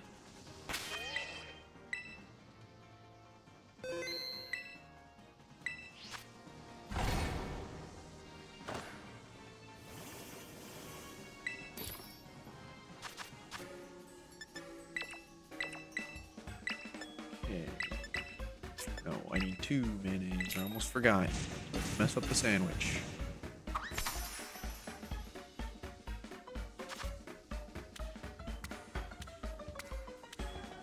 Branched evolution for Delibird.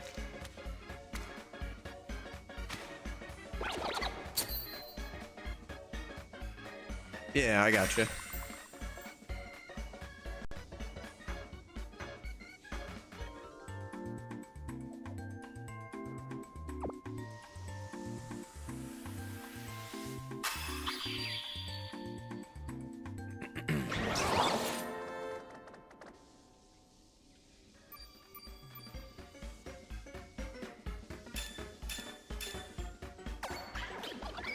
Suggestions it was first seen in Rome. I did not know that. That's interesting.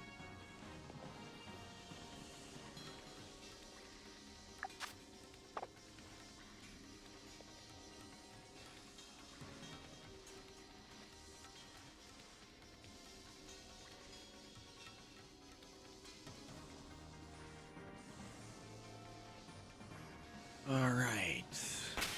Nothing right out the gate this time around.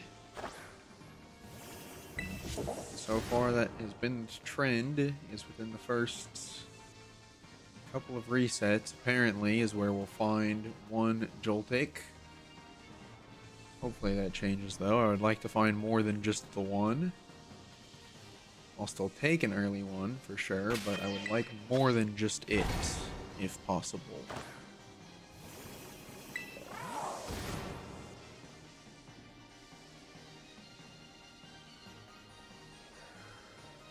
Love Disc evolution too, yeah.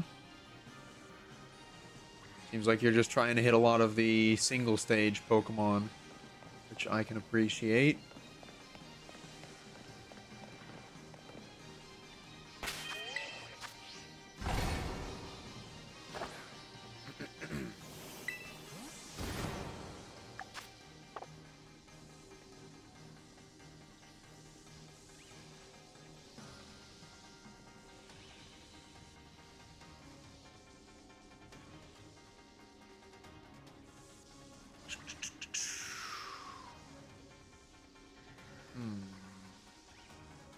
I feel like I'm missing something. Not a lot of spawns here, it doesn't feel like, comparatively, but oh well.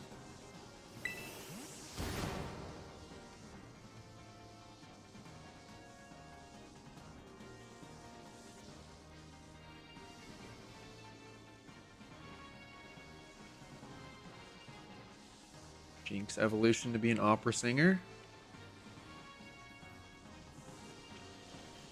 Sounds like a good idea.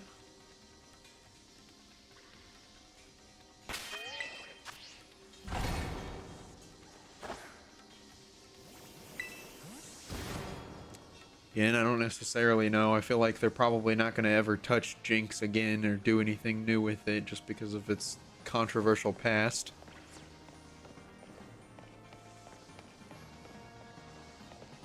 Which is a bit unfortunate.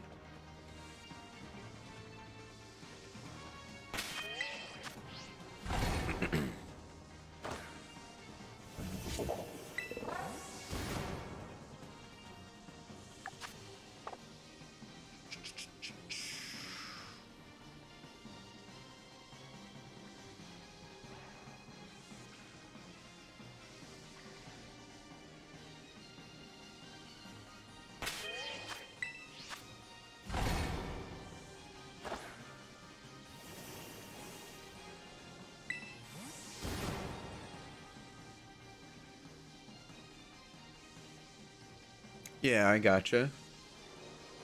It would have been interesting to see if it could have followed suit with the other ones, but I decided to pair them up with a few other Gen 1 Pokemon instead for their additional evolutions.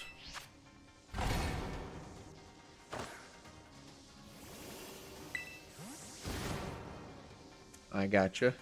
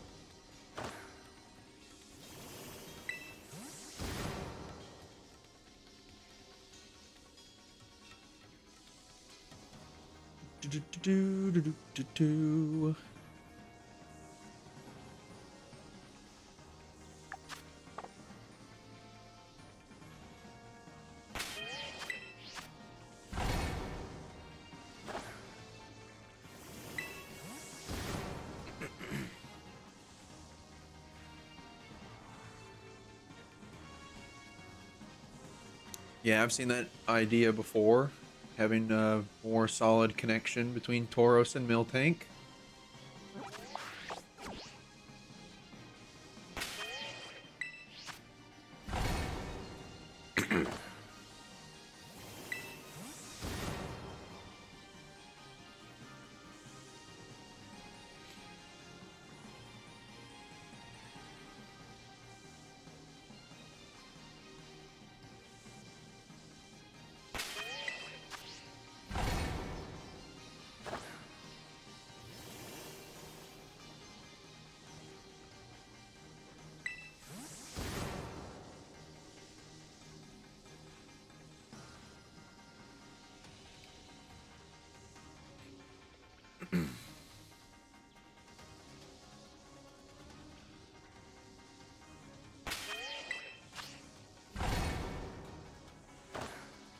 Yeah, I mean, it's kind of implied with the fact that both of them are male and female only.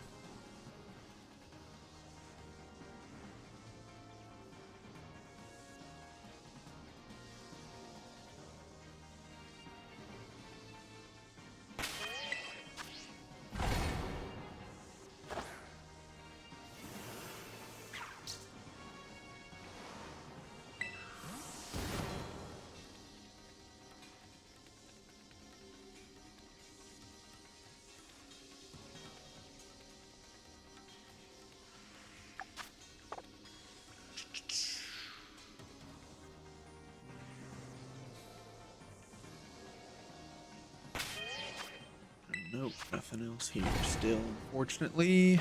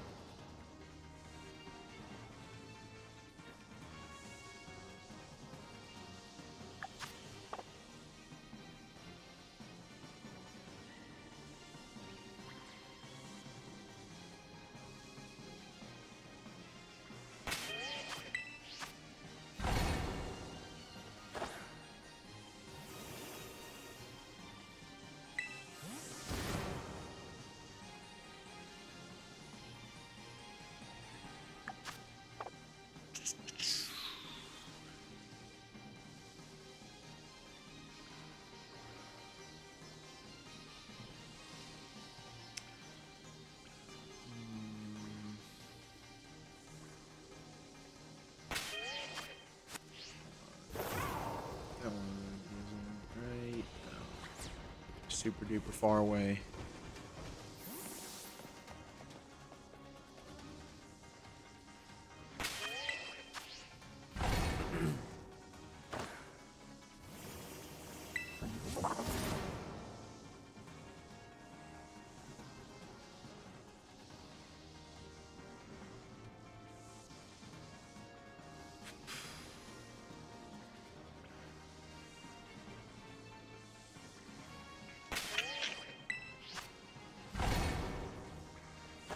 Yeah, Joltik's being a little bit stubborn. It happens.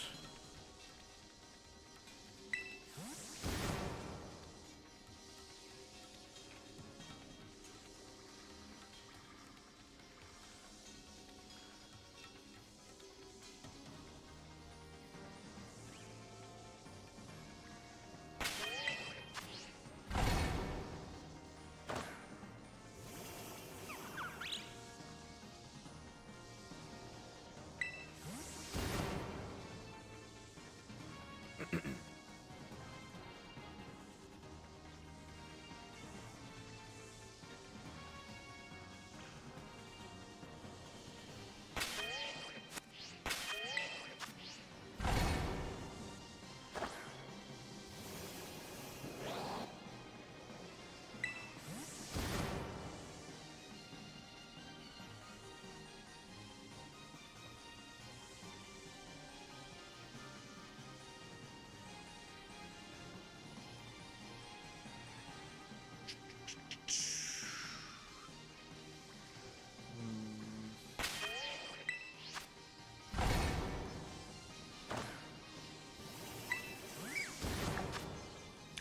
20 more minutes.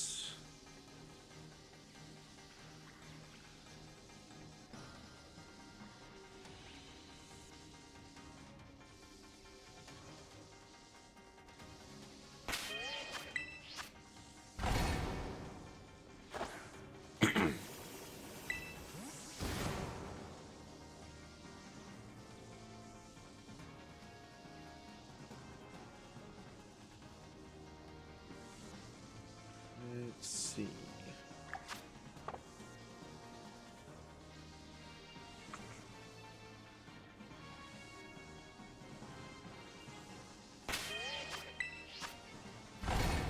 First idea, American originated. Ram from Jewish mythology. Jackalope from American myths and rock. Hyraxes based akin to Beldam and Larvitar. Sounds a little complex, but sounds like a cool idea. I take it this would probably be like a pseudo-legendary.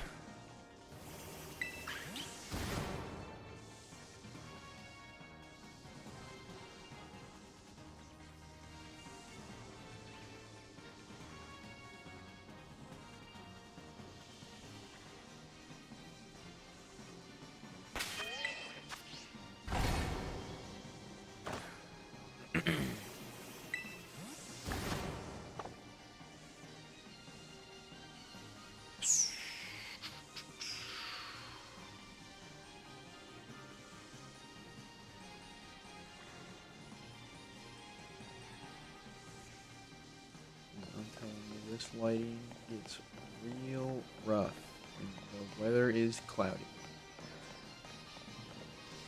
Makes it very hard to tell for the ones that are by the charge stones. Not ideal.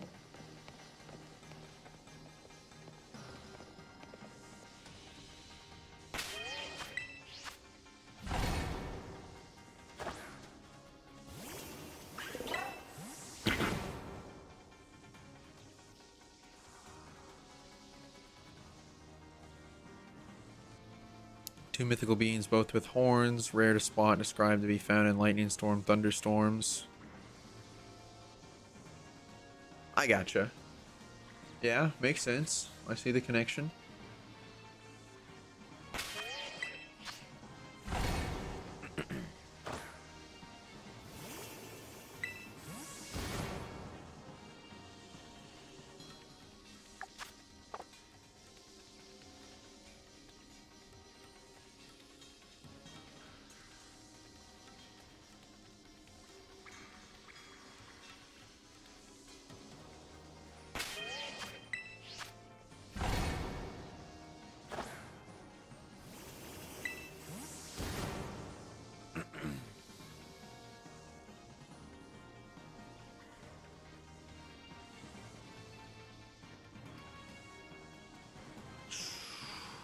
Yeah, this outbreak just really is not going so hot.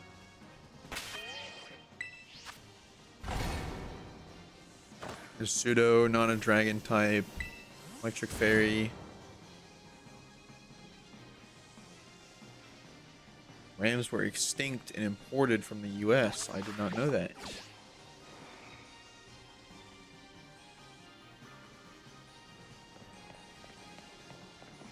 They all look the same, which means none of them are shiny. Indeed.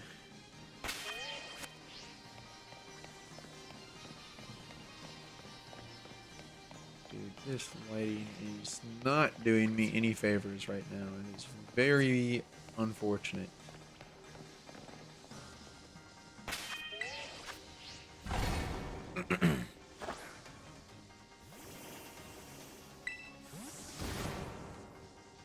Yeah, I gotcha. I mean, I think that's generally common thing for some species in different areas. They usually end up coming from somewhere else.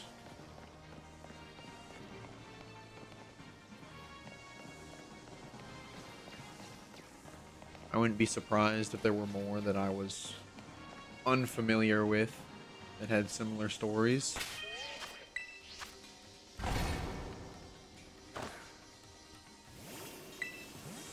Wow, what's wow?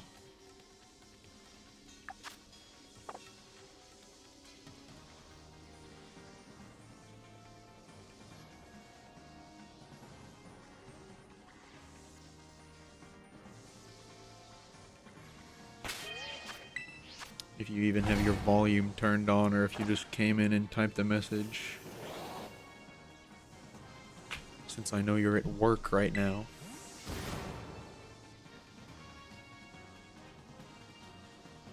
Highly likely you just opened and typed WoW and then closed the stream immediately.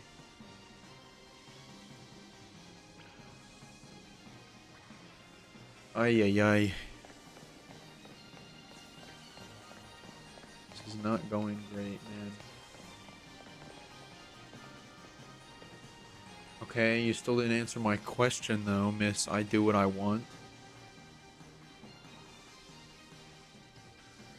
What is WoW? What does that mean?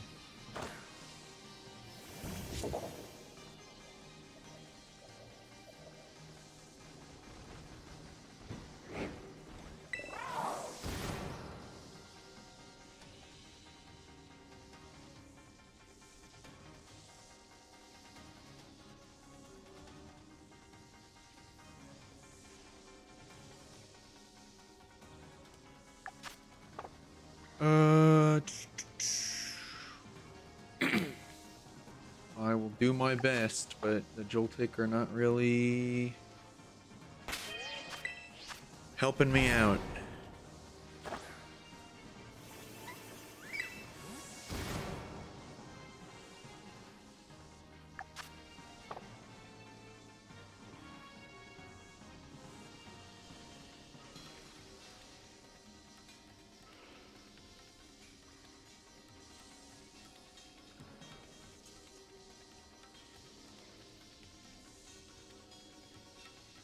I have 5 starters to choose from.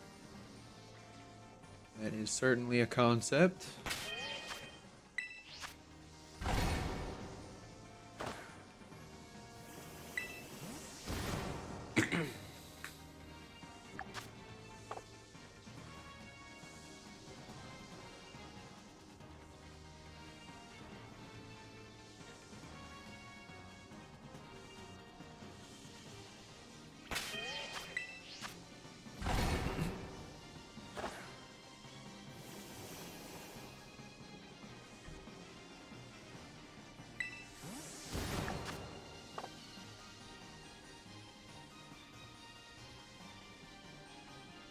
Okay, 12 more minutes. Hopefully something will pop up here. This outbreak is doing more poorly than I thought it would. I'm going to be completely honest.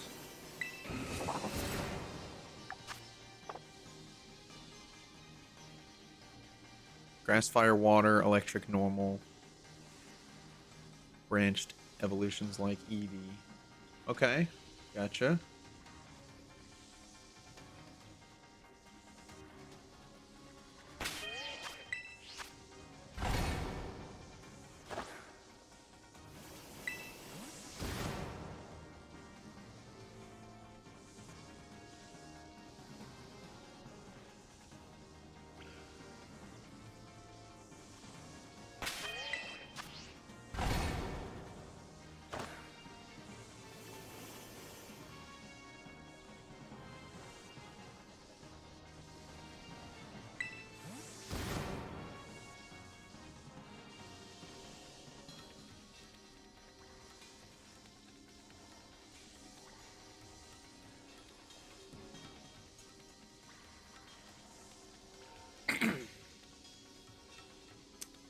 Let's see. Nothing still? Of course, why not?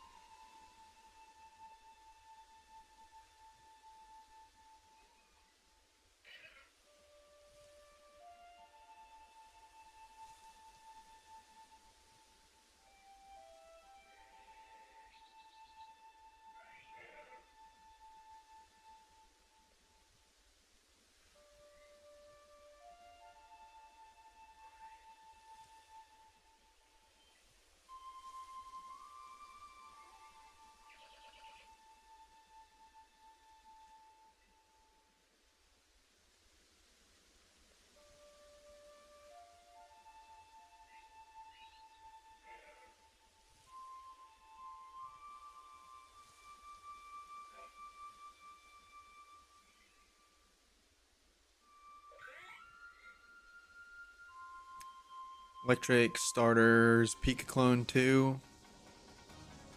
Gotcha.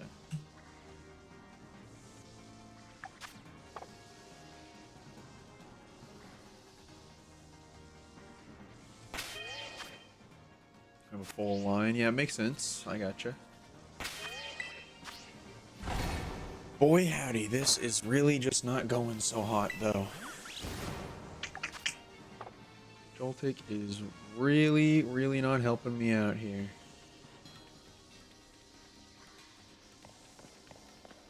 I don't know, it's very hard whenever the lighting is being funky on these charge crystals, both near and far. I'm curious, maybe if it's better for me to try and do it from here so as to not spawn any alongside the charge stone. I don't know.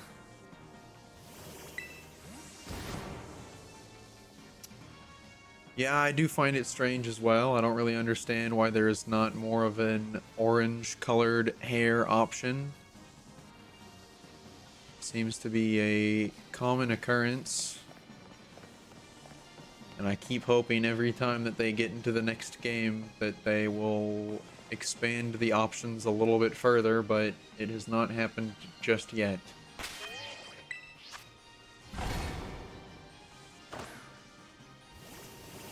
This is true, yeah, I don't know, it is even more strange given the fact that there are some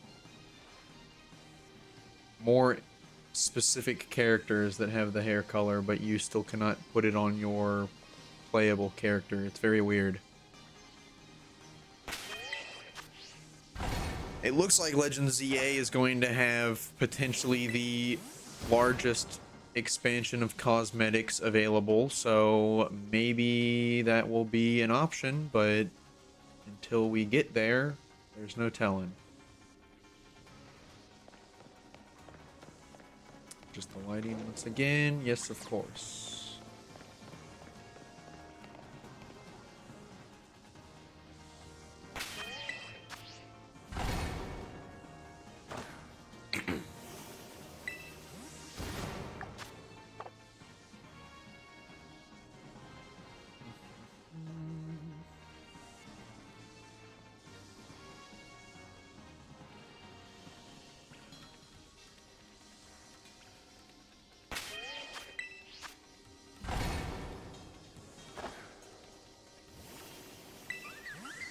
ship Ash with Misty since she knows him the best. Yeah, I gotcha.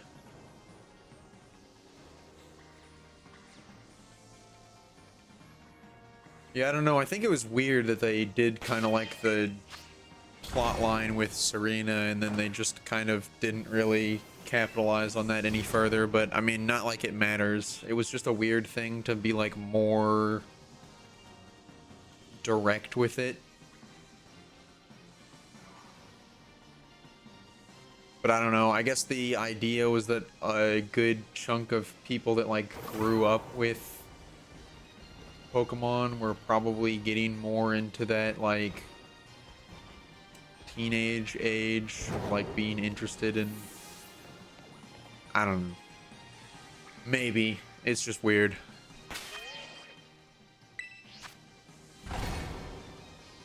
Could be having only water types inspired by Misty and Wallace, the best connoisseur.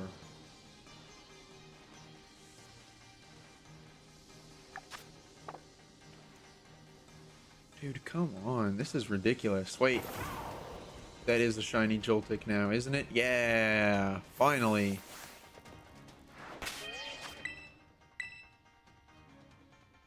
I'm apparently cursed as of right now to only be finding one shiny Joltik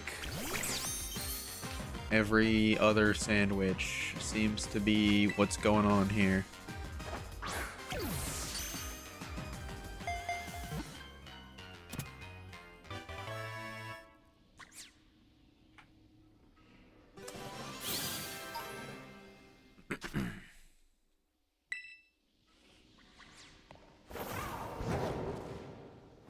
Yeah, I can't imagine.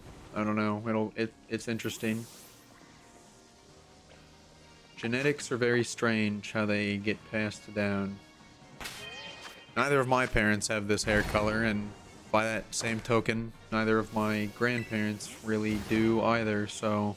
Or, neither set of my grandparents. But it was in there somewhere.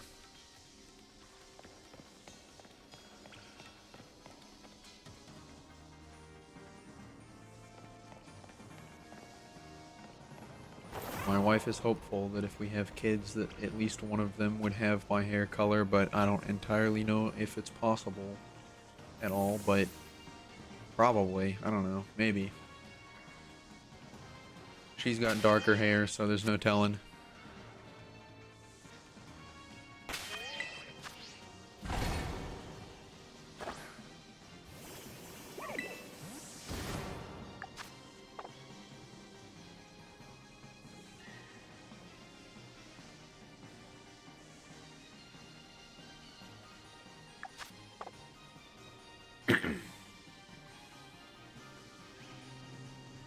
Only a few minutes left.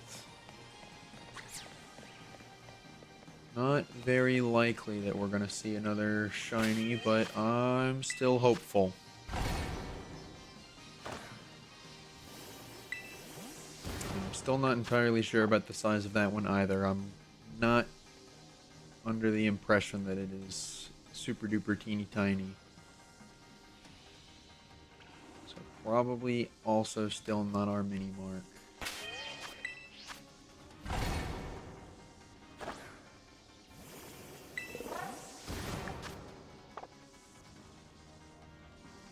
Two more minutes.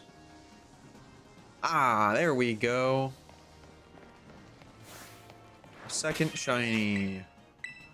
Took quite some time, but we made it. This one is definitely a little bit smaller. I would say this one makes for a pint-sized powerhouse. At least.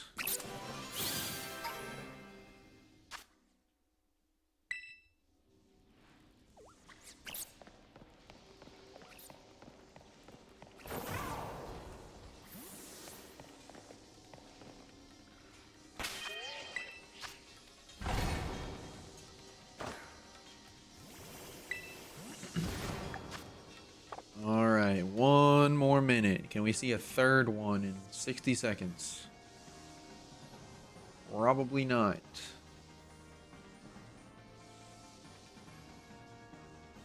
It is still possible, technically.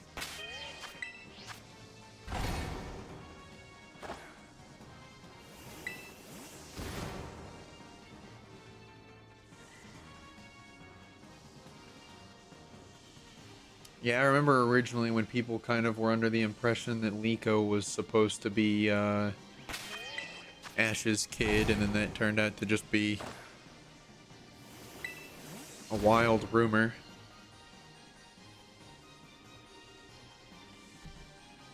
I have not watched the Pokemon anime in quite a long time, though. I think I stopped regularly watching it way back in Hoenn, and I still watched a bit of it during Sinnoh, but I think that's really where it started to kind of fall off. And I watched a teeny bit of the Unova plot line, but after that I just legitimately did not watch any of the anime whatsoever. So I've been out of the loop for quite some time. Alright, finally we have 2 Joltiks to check though. So let's see if either of them fits the bill. Number 1, good sight smaller than average, which I kind of expected. And number 2 is a pint-sized powerhouse, so I was correct on that as well. Did I get 3 that time? I don't even remember. I don't know. I'll go back and check the level 71 as well, just to be sure. Yeah, that makes sense. I think you'd follow Misty, could have a Psyduck or Squirtle Poplio with Alola's influence on Ash. I gotcha.